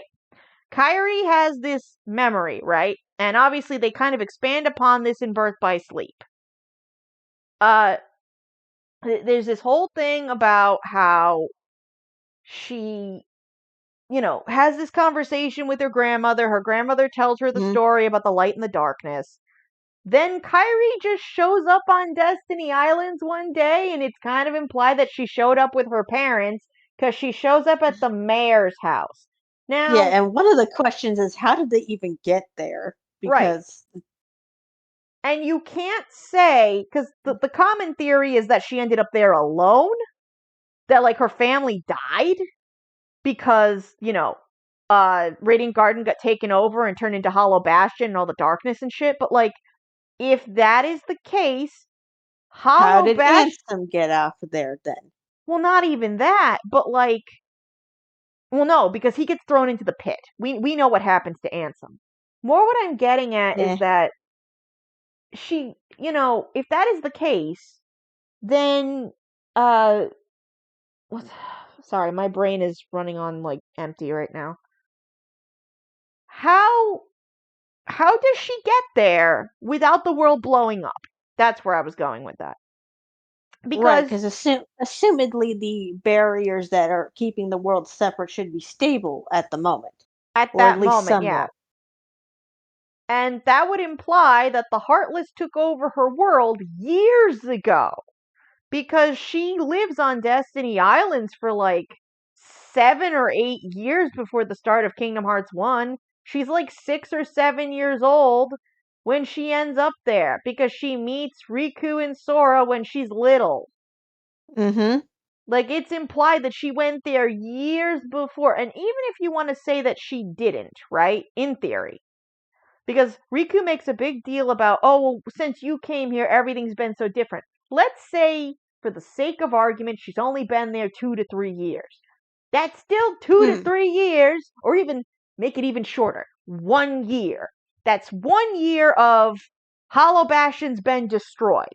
But they make it sound like, again, because it literally says in the cutscene Yeah, with Riku and they Sora, they and make it sound like all this is happening either later on in the past or really recent. And it can't be really recent because, again, in Kingdom Hearts 1, there are cutscenes that literally show Sora and Riku going, we're going to meet the new girl at the mayor's house, right? And according to Birth by Sleep, those kids are like 6 to 7 years old when that happens. So that's like 8 years before Kingdom Hearts 1. So Mm. that's never explained. So why did Kyrie leave? Why did she leave Hollow Bastion / Radiant Garden? What was so dangerous that she had to go to Destiny Islands? And I mean, I can only think of one possible thing, is and it that the would be that a certain other Ansem, the one that's supposed to live there, messing around in things he shouldn't have. right? Which, you and I have talked about that before, and I've also mentioned that doesn't that theoretically mean that Ansem the Wise, King of Radiant Garden, is related to Kyrie, since, she lives in Radiant Garden Castle. And she's apparently a princess. Yeah, that's canon. That's literally canon because when we go to Hollow Bastion in the first game, the memories that she has are of living inside of the castle. It's her in the library with her grandmother. So clearly her grandmother was a royal. Was her grandmother Ansem the Wise's wife or something? Like, what is going on here? there are many more interesting things in Kingdom Hearts to actually talk about that people don't talk about because of how the community works. Yep. And it's Because a shame. the community is too busy trying to blame the actions of Xehanort, Ansem, and like several other people that are assholes on other people. Literally, just blame it on other people. Oh, Yeah. Xehanort's not responsible for his actions. It's Ansem the Wise's fault. Oh, Ansem the Wise is also not responsible for his actions. Blame the child. Really? Blame the child for all the things the adult's done.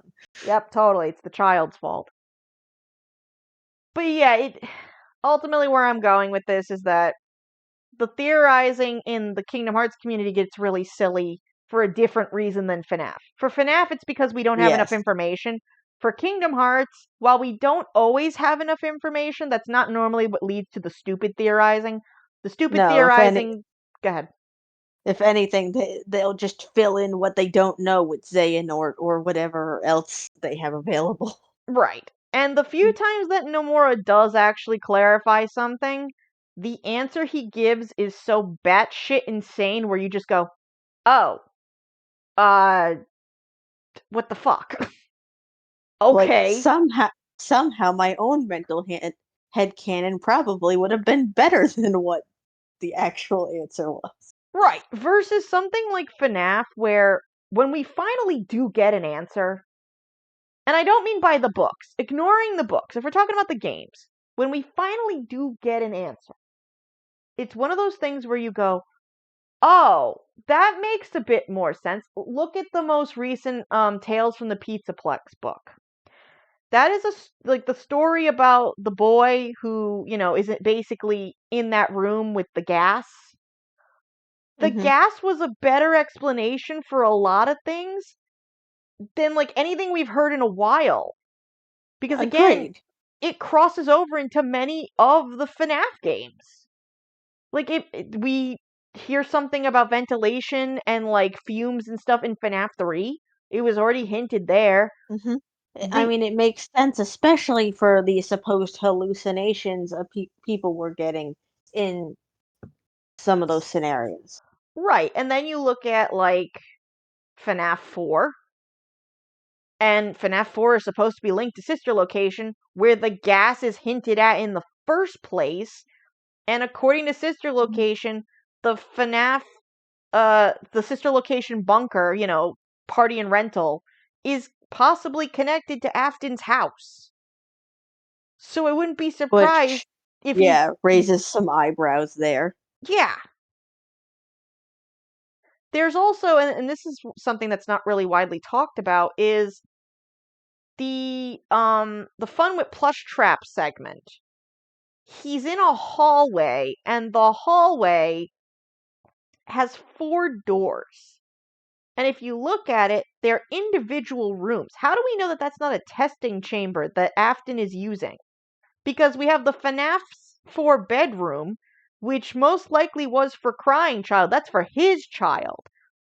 But now we have 4 rooms that might possibly be overseen by Plushtrap as the thing to torment kids. Hmm.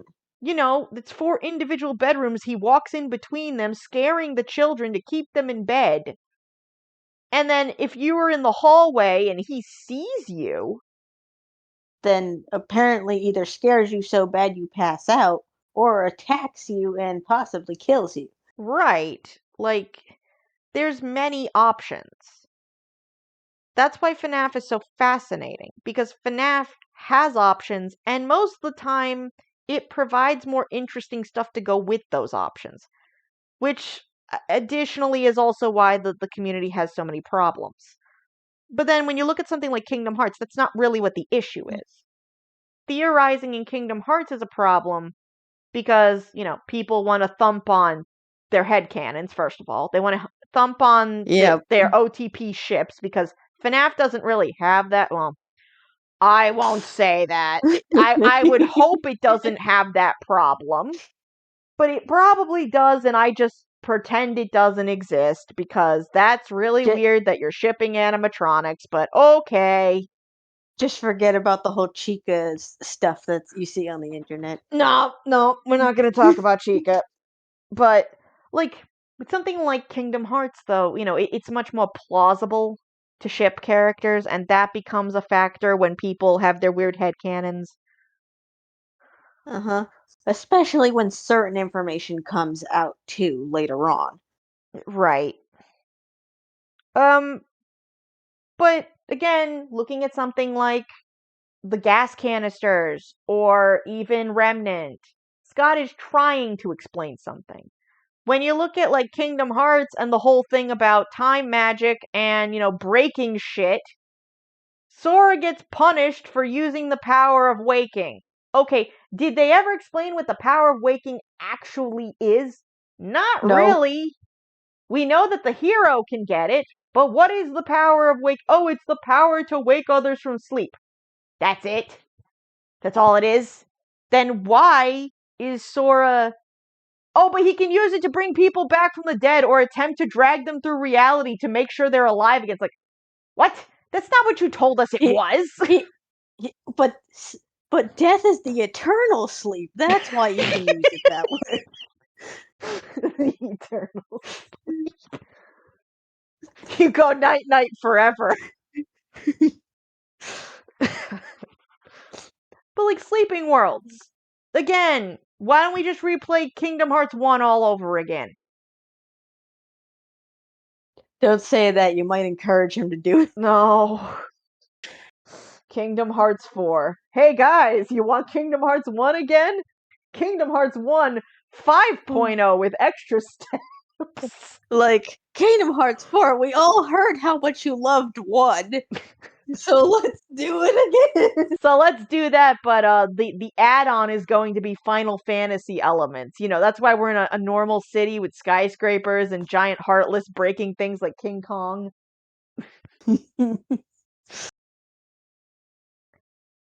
But ignoring the fact that Kingdom Hearts was supposed to connect back to Final Fantasy Versus 13, possibly Dissidia, and then ultimately when we got Final Fantasy 15, again, hint hint, wink wink, where Final Fantasy Versus 13 went,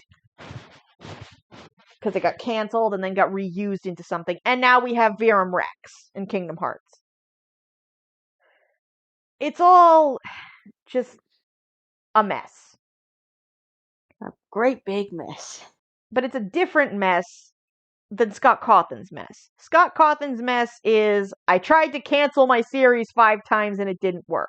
Nomura's mess is, I tried to make a series and Disney kept telling me no, and I had to keep rearranging it to appease Disney. And Yes, now two it's a train vastly wreck. different messes. Yeah. And that affects lore. I mean, obviously we've been talking about that, but that affects lore. It affects on how you can theorize about something. And sometimes, unfortunately, it requires exterior knowledge of the development process.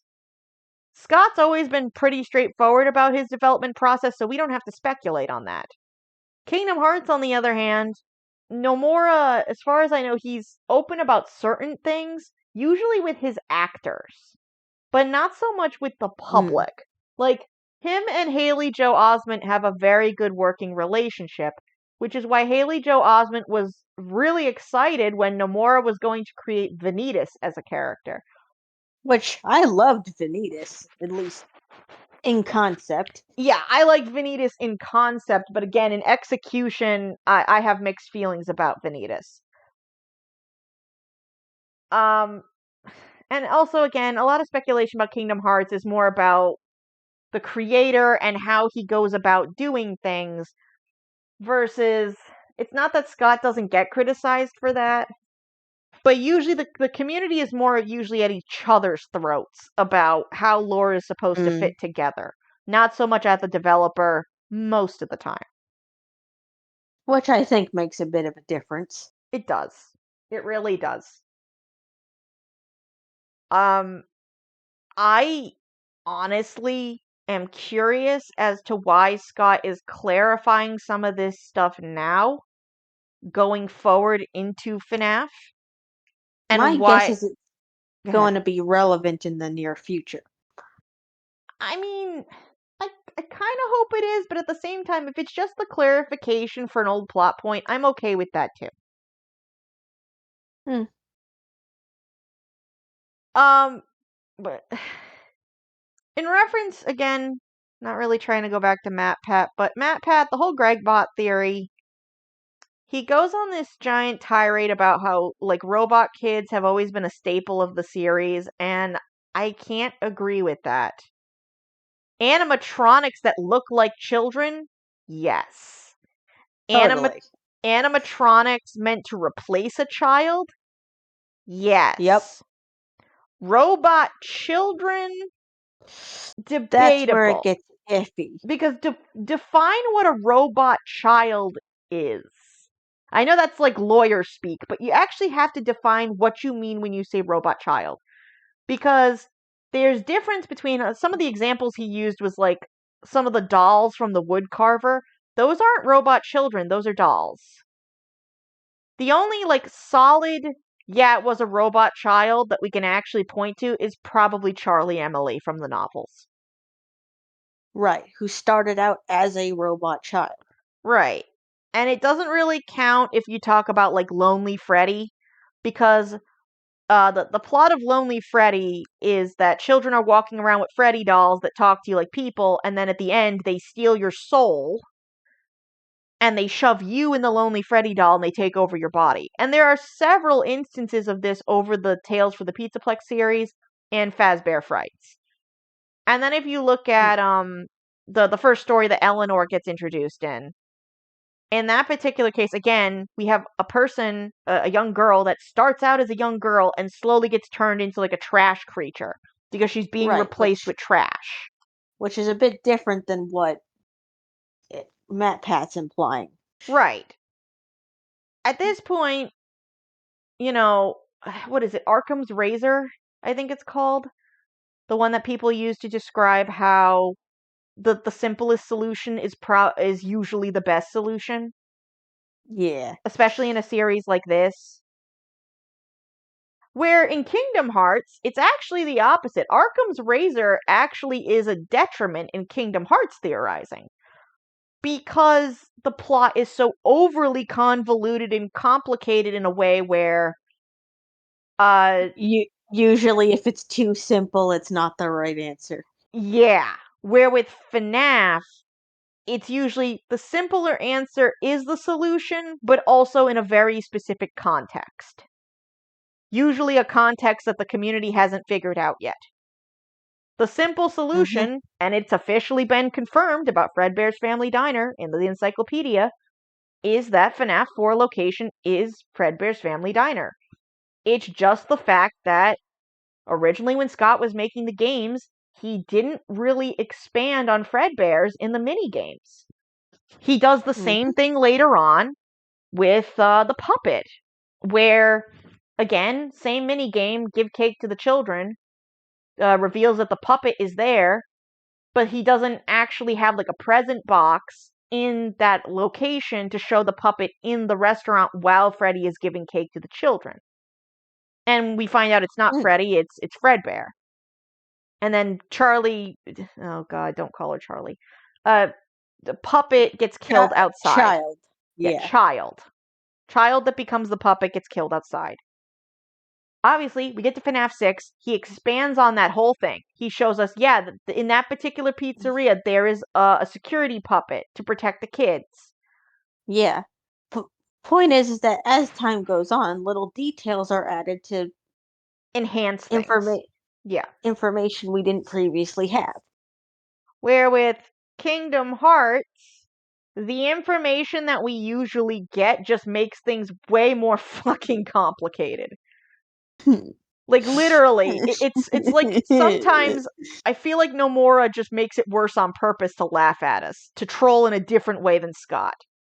Scott, Like, you thought you had a hard time understanding it before? Well, here's this new thing.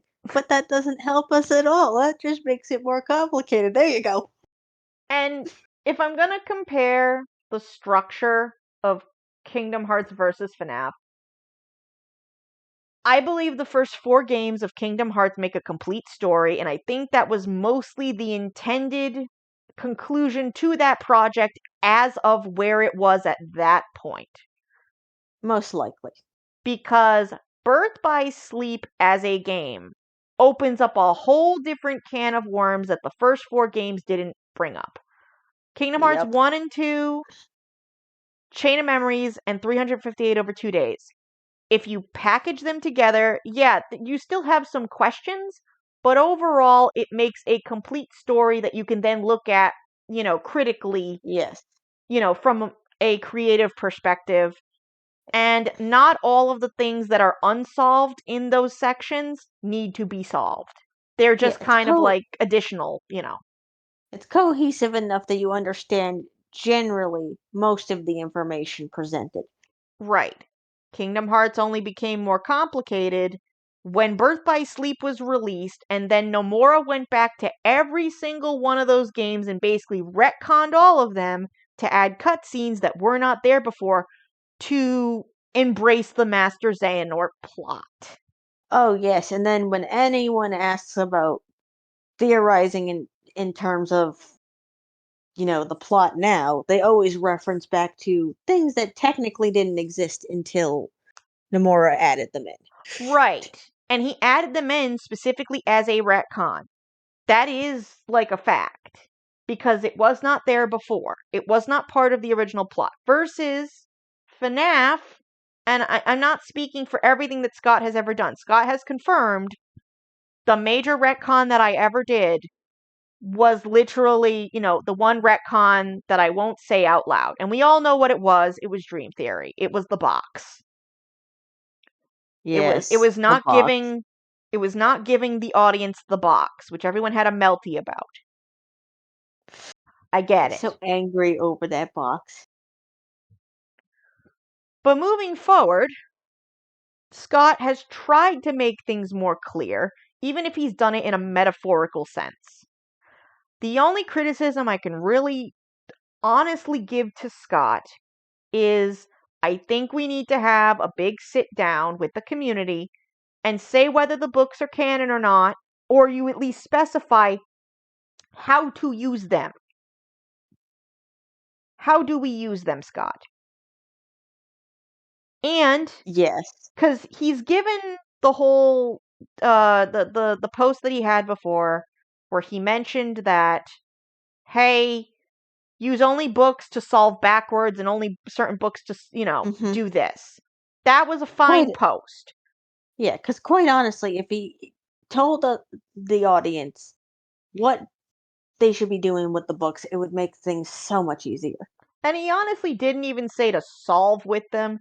He simply said, I am using some of the novels or some of the short story books to clarify things, not to solve things, to clarify things, which is not the same thing. Right. To give you more pieces to then go back and solve what you wanted to solve. That doesn't mean, however, that the first 6 games are connected to Security Breach Help Wanted. And that is a distinct difference. The biggest Hmm. mistake that Nomura ever did was try to make Birth by Sleep part of the first 4 games and disrupt that timeline and disrupt what was supposed to be there. Scott has made it clear the first 6 games are canon to each other and probably are not connected to the other thing. And that would be perfectly fine. Now, whether he actually is going to come out on a live stream or in a post and say that out loud, he really should. He's hinted at it, but he has never come out and said it out loud. And I know why he hasn't. Because Steel Wool is playing with things and he doesn't know what Steel Wool wants to play with and what they don't.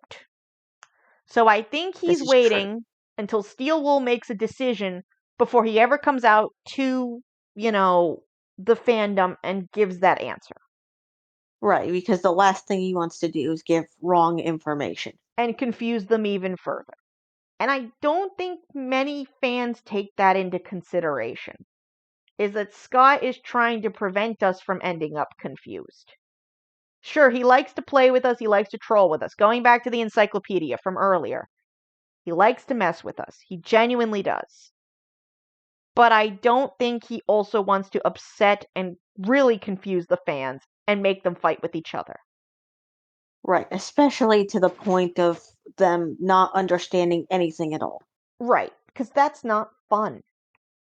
It's not fun for any fan at that point. Because it just becomes similar to the problems that Kingdom Hearts have. In Kingdom Hearts, when you theorize with others or you talk about canon with others, people just end up arguing. Because one person wants to view it from one perspective, one person wants to use everything, one person wants to use only a certain portion, and it just leads to a screaming match by the Yeah, end of it. and at the end of it, no one is happy. Yeah. It's an unfortunate thing because I love Kingdom Hearts and I love theorizing about Kingdom Hearts. But unfortunately, there is no healthy environment to do so anymore. At At least least in my not with how opinion. things are currently. No. But, yeah, I guess that's just something I wanted to talk about, in this, today's podcast because Yeah. I'm seeing a lot of stuff going on about all this stuff, and I'm sorry if it seems like we rambled. Uh, it's just going back to the start of the stream. Well, not really stream. You know what I mean, the recording.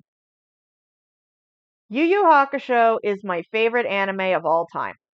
And as much as Togashi didn't tell us everything, we could have never seen the ending of Yu Yu Hakusho Yeah. from the He beginning of told it. us enough, though. And he hinted things that people didn't pick up on, to where by the time you got to the end, you went, oh my god, how did I not see that? Yeah, things that he hinted at so well that you don't even realize it until you watched it a second time. You watched it a second time or a third time. Like, I'm not gonna spoil the plot for Yu Yu Hakusho. Again, I really think people should go watch it for sure. Um, but there is a section of the series called the Dark Tournament.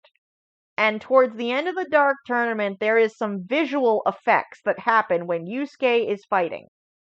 And if you really pay attention to that and you look towards later on in the plot, when something is revealed about Yusuke, you go, that makes a lot of sense now. It was hinted even way back then. Holy crap. Yep, and if you pay attention, maybe even further back than that. Sometimes, yeah. There are things that certain characters say about Yusuke that also kind of foreshadow this thing that we find out by the end of the series. And again, I'm not going to spoil what it is because it's one of those things You, where, it's worth the watch. You don't want to be spoiled. not for sure. But it's also one of those things like I remember some people who didn't watch the series from the beginning were like, wow, that was really out of left field. That was dumb. And I go, was it really? It was hinted at the whole time. Just most of the time, people didn't catch the cue that that's what it meant. And again, on a second or third visit, you go, oh, I see it now. That was really smart. And there's plenty of things that are plot points in the series that talk about that. Such as like Hiei's backstory and some of the stuff we find out about him later. Or like Kuwabara's motivations as a human being. Or Kurama Hmm. and, his way that he views the world. Like, they all have a different topic that kind of is a big deal about them. And it's a very interesting dissection. And at some point, I will probably do a video about that. Because that is another Yeah, topic that's just really fun for me. But that is an definitely. example of a well written series. Because it is one of probably the better ones out there. But it's also not overly complicated. Now, it's not to Yeah. say that you can't do a complicated series well. You can. Dot hack sign was done very well, and dot hack sign is very confusing at the beginning. Oh, yeah. It's very confusing, very complicated, but by the time you get to the last episode of dot hack sign, you go, oh, that's what's going on. Huh, that was interesting. But then again, Dot Hack Sign is a psychological horror, which revolves around the concept of AI and playing video games in VR, Mm-hmm. which is fun. It's probably a little dry for most people, and the dub probably doesn't I, really do it many favors because it seems very bland and dry, and some of the dialogue is I repetitive, but you know. I at least think it's not as dry as some of the other psychological horrors like Paranoia Agent or Serial Experience Lane. I haven't seen Paranoia Agent in a while. I know I kind of liked it, but mostly because I liked the last episode because of the implications of it. Mm, But Paranoia Agent, I will agree that in some instances, it's just one of those what the fuck am I watching?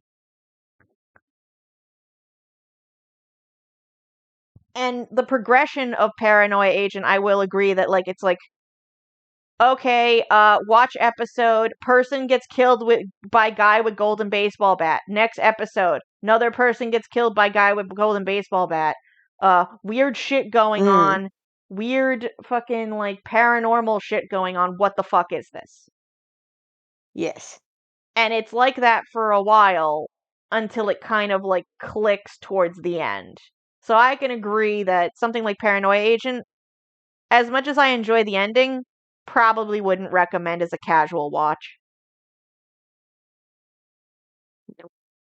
But even something like that is purely metaphorical, is very interesting to look at. But again, going back to what Matt Pat said, probably just to wrap this up because we've been going for a while. But Yes, we have. yeah, well, I mean, hopefully it's enjoyable for everybody. But Yes, that's really what's important. oh, for sure.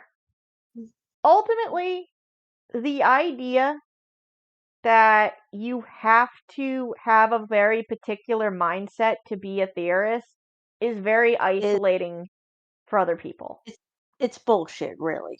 And it should not be based on, again, personality archetype. That doesn't mean shit, Nope. okay? Anyone can have a critical thinking mindset, okay? Anybody can. It does not matter what you think their personality is. And it's very demeaning. And I understand sort of what he was trying to do. He was trying to explain that everyone thinks differently. And that anybody, if they try hard enough, can think with a critical mindset. But that's not how it came off. It came Right. off very gatekeepy. It came off that if you have a specific kind of personality that you're not as good as everybody else. Right. If you have a sensing personality versus an intuitive personality, you're going to struggle more with dissecting lore than other people, which is not true. And not all intuitive people live in La La Land where they literally overreach constantly, because that is a disservice to intuitive people. And not all sensing people sit there constantly and go, everything must be literal. If you did not say it the way that I know to be literal, then you said it wrong, and blah, blah, blah, and therefore it is Yeah, not the thing you said. yeah, because everyone has a mix of both when they go to think about things, whether they're a sensing or an intuitive. Does not matter. And again, I hate to break it to everybody, and as much as I love the 16 personality test, It's flawed. it's flawed, and it's also been mentioned that it's kind of bullshit because that's not how it's actually used in a psychological setting. Nope. So the idea, and again, it's also very much based on if you tell the truth. Because people like to view Which most themselves, people won't. right, because they try to view themselves as better people than they might actually be. Or some people view themselves worse than they might actually be. So that affects the test too. But regardless, it doesn't matter. Anybody can be a theorist. Anybody can view things critically. And, Hmm? you know, I feel very strongly about that due to my background. Yes. Anybody can be critical and anybody can create. Yes, and no personality test is gonna tell you otherwise. Yeah. Again, trying to give him the benefit of the doubt, maybe he didn't mean it that way, but I'm sure there are going to be a lot of people who took it the way that I did. A lot of people are going to take it as Matt Pat is boasting and stroking his ego and saying that only the present FNAF theorists who he believes think like him should be allowed to have a say in, how theorizing works. And while I Yes, and understand, go ahead. that's really how it came off. It it felt like that's what he was saying, even if that wasn't the intent. Right. And again, nobody should be receiving toxicity from the community. It's not cool and no one should have to deal with that.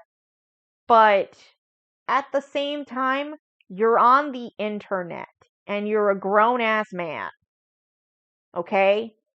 If you're gonna let little 12-year-olds hurt your fifis, there's a problem. I understand that you and your team apparently put a lot of time and effort into your videos, but And that's sometimes great. you're not right. And maybe, maybe if you don't want people calling you out saying that you make shit up or that you misinterpret something, maybe a better way to go about your theorizing is to explain in your video, hey, this is how it's written, but this is how I'm choosing to interpret it. At least so they know the full context of something so that they don't feel the need to have to call you Yeah. out. So that way there's a full understanding of what's going on there. Right. Maybe if you actually show your creative process, maybe that won't be a problem. And unfortunately, I think part of the issue is that because Matt Pat has multiple people helping him on a script, he can't fully dedicate to an idea or an opinion because it may not have been completely written by him. I'm not Mm, making any accusations, but generally, as you become a bigger YouTuber or a bigger social media personality, you become a lot more disconnected from your work if you're having other people write it for you. right, especially if you divvy up this work amongst other people. Right, so a lot of the time, you're assuming that the person that's helping you on this project did their research and is giving you the proper answer. So maybe a few times it was because another person helped him with something and he didn't know that that's not how it was written because he didn't actually read the book. He had someone else read it for him. And I understand he probably doesn't want to use that as an excuse either because that looks lazy. But instead of admitting, hey, we got something wrong, me and the team got something wrong, so let me correct it and make a new theory, let's come up with something different and Yeah, go back to at, the drawing board. at least then it would make sense, owning up to whatever happened. And I'm not saying that every single complaint that the community comes up with is also like, you know, a legit complaint. But again, at least have a discussion about it. You're saying that you want a Right, at least discussion, talk. but you don't really want a discussion. You just want to plop out a theory, get a bunch of views on it and clicks, make some money, and then you want it to go away and, not be bothered from the Yeah, and community about it. that doesn't leave any room to talk about it, Right. which If kind of goes against the whole idea of theories as a whole. Right. Matt Pat originally made it sound like a lot of his theory, and this was like in the early days. He would make a theory, and again, not necessarily saying the theories were good, but he would make a plausible theory, back it up with some shoddy evidence, sometimes. But at least we didn't have much to go on at the time, and universally, the community kind of agreed that that was a thing. But at the time, most of his theory videos were then based on theories that he had already made. That can be a good thing and a bad thing. But Mm, it would be different if Matt Pat stuck to his guns about older theories, or at least acknowledged, hey, this one is no longer valid. Now we're going to run with this one for the channel so people can follow along with him. Follow the Right. At creative least then it would process. make sense. But we're not at that point. So half the time what happens is he'll throw out a theory that completely contradicts a theory from 2 weeks prior, and people will go, so which one is it? I can't follow the dots with you, Matt Pat, because you're throwing whatever's at the wall and seeing what sticks. Or, you in the theorist community, the social media people, the other YouTubers, are talking amongst each other and making similar videos at the same time. And we're all looking at each other going, is this a congruent universal decision from the community about theorizing? Mm, Like, is this something that everyone's coming to, or is everyone just circle jerking each other and putting out videos to make content? yeah, because it kind of feels like the second one at times. Sometimes, yeah.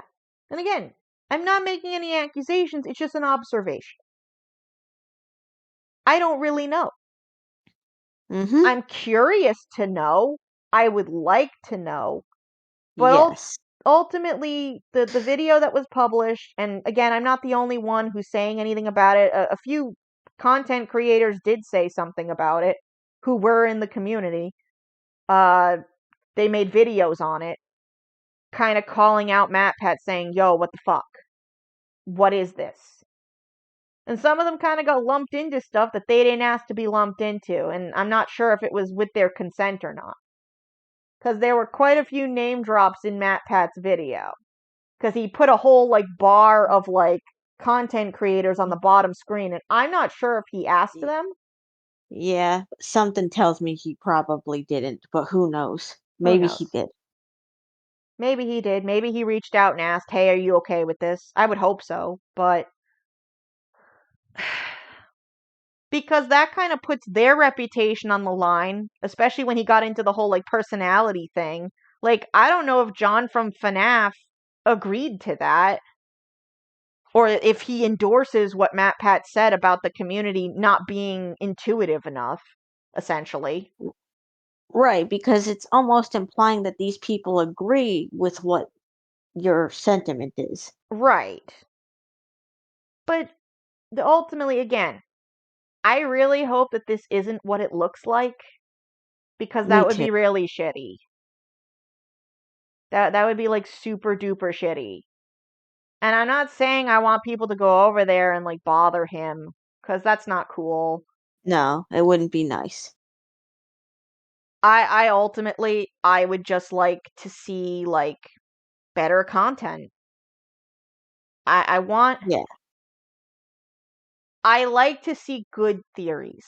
And again, Sire Squawks, he makes some pretty good content. Very, very good content. Yeah, I and will go ahead. theories don't necessarily have to be perfect to be a good theory. Right, for sure. Um yeah, it doesn't have to be perfect. It's just, can it be something more than just, oh, other animatronic kids have existed, therefore Gregory's a robot, and he's somehow connected to the Atom family, so again, must be a robot. At one point during the theory, at least when he was talking about it in the most recent video, he actually contradicts himself, because 1 second he compares it to stuff that had to do with the Mimic, Henry, and then William. It's pick one. You can't put a Yes. giant spread across that and count it as a theory when you're not committing to any of it as your evidence. You're just saying, here's all these things, they're all symbolic. That's the equivalent. That's the equivalent of me saying, I theorize that my cat needs to take a shit. And And then here's my evidence. And my evidence is because the cat knocked over a toilet paper roll in my bathroom. Yeah, cats totally know that toilet paper is for going to the bathroom. No, it's a cat. They don't know what toilet paper roll is. They just like to play with it. Oh, but they're also sitting on the toilet lid. That Yeah, also is. but they're also sitting on the toilet lid, and then the cat ran over and jumped up on the sink and sat there for a while. Yes, we actually do have a cat. She likes to sit on the bathroom sink. It's a thing. We actually do have a cat that lives in the house that likes to sit on the bathroom sink. You're like, oh yeah, no, totally. That means she has to go to the bathroom. Like, no. Totally, all these things must come to one conclusion. She needs to go to the bathroom. Look, if my cat needs to go to the bathroom, there are multiple ways that my cat will show that she needs to take a piss. If I'm cleaning the litter box and she stands at the foot of where the mat is, where the litter box is, and she goes, meow, there's a good chance that she wants me to put the litter box back on the fucking floor so she can take a piss. Now, is it absolutely the case? No. No, but it's But a good guess. Hey, you know what's a good guess? If my cat jumps in the litter box, yeah, it looks like they need to take a piss or a shit. But no, my cat going into my bathroom and playing with the toilet paper roll does not mean that my cat necessarily has to use the bathroom. Because my cat is not toilet trained.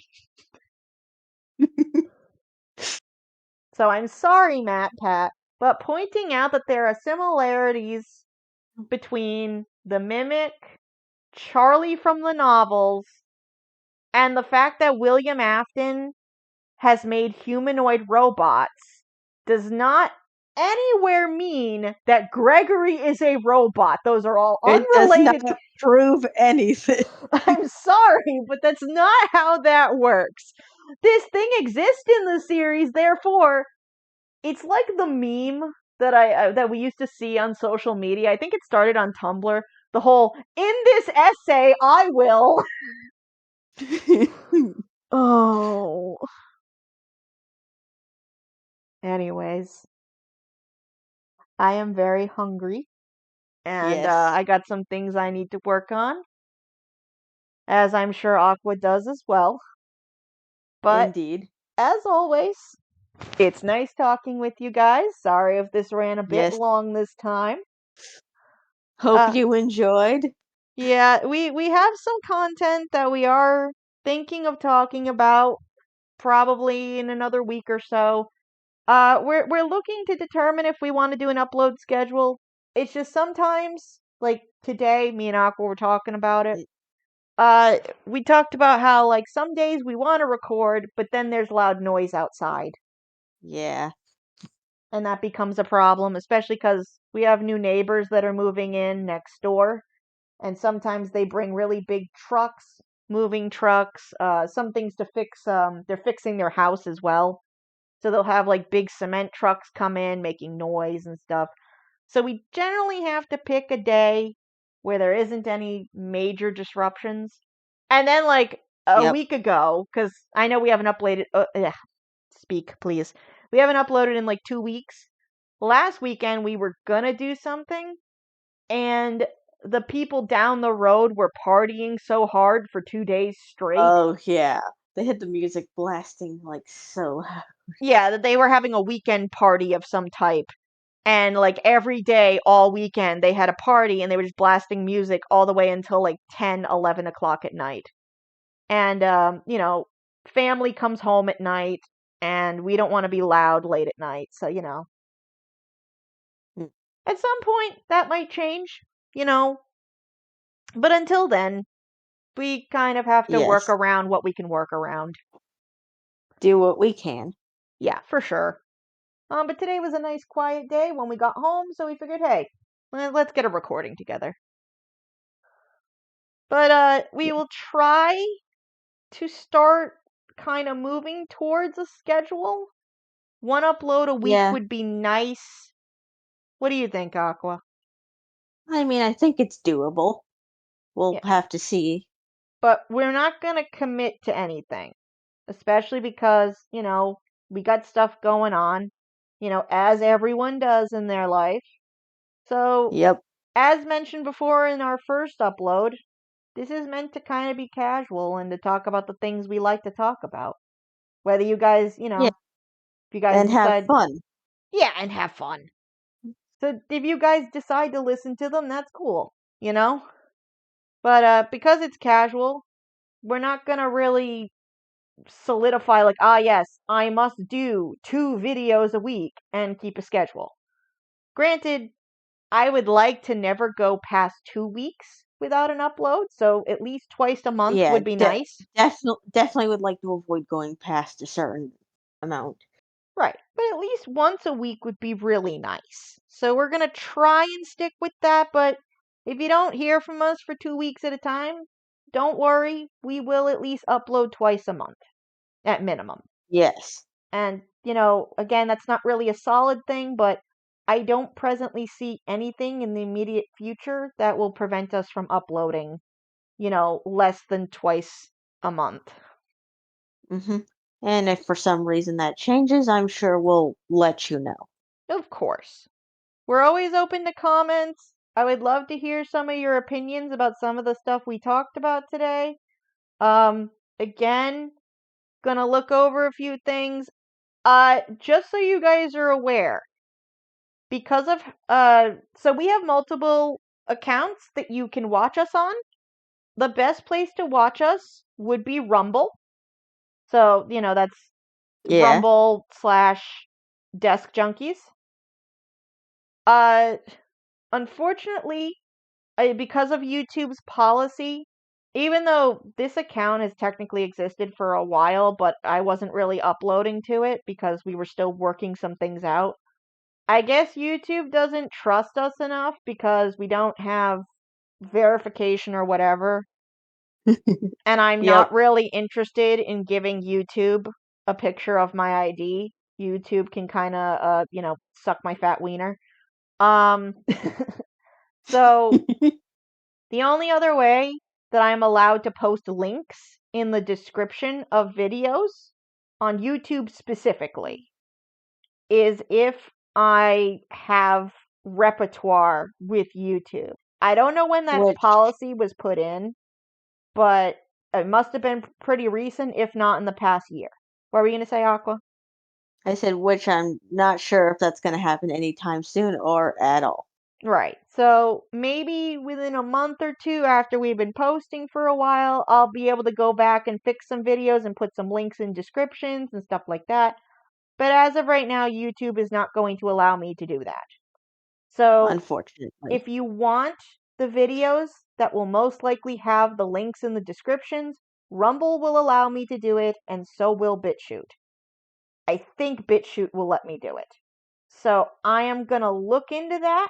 Rumble definitely lets me do it, though. And honestly, watching us on Rumble would be a great help because as of right now, I do not believe we are monetized on YouTube and we are not eligible for monetization on YouTube, but we are Nope. on Rumble. And that's with you guys. Surprisingly. Yeah, and you guys don't have to pay anything for that. Just watch us, you know? Yep. So, if you're looking to support us, that's the best thing you can do for us right now is to watch us on Rumble. hmm At some point, maybe we will get like uh what's that thing? Not GoFundMe, not Kickstarter. What's the other one? A Patreon. Maybe at some point we will apply for Patreon. But Maybe. honestly, I'm not really worried about making money on this. I just kind No, of it's not like it was our original intent anyway. no. I just like sitting here, spending my time with Aqua and with you guys, sharing my hmm opinions and, having a good time talking about the things I like to talk about. Yep, which is something that doesn't always get to happen nowadays. No, me and Aqua, we got stuff going on and we don't always get to sit and talk like this. So, if you guys are willing to ride out this adventure with us where we sit and we hang out, eventually, me and Aqua might do some streams. We would like that. My only concern is if you notice in our first video, um, we had to get used to being recorded in the first place because Yeah, recording is awkward for me, which is why it's really awkward when we play video games. But we might do some of that too still. We're still thinking about it. Um, yeah, it depends on what we can get to actually run. yeah, for sure. That too. And availability of of what we can get because, we don't got a lot right now. I mean, everyone's suffering with that right now, right? Yep. Um, but big podcasts like this every once in a while, and then eventually when we get comfortable, maybe we will do some streams where we'll answer questions, talk about our opinions of the things we like, you know, and Things of that nature. yeah, for sure. I just haven't decided on what the direction is going to be for this channel. Neither is Aqua. Mm. Aqua definitely wants to do some video game content. If it's possible. Yeah, it's just we also don't have very good computers right now. Nope, not ones that it can handle doing most of that. Yeah, so for now we have, a computer that at least lets us to have these discussions. And I think humbly that's enough for us right now. Yes, it will have to do. Just being able to, like I said, come here and talk about our opinions, make some goofy jokes, and talk to you guys. Alrighty. Well, it was nice seeing everyone again in this evening. Yep. Nice talking to all of you. And I've been Indigo, And I have been Aqua. signing off, guys. Have a good night. See you next time.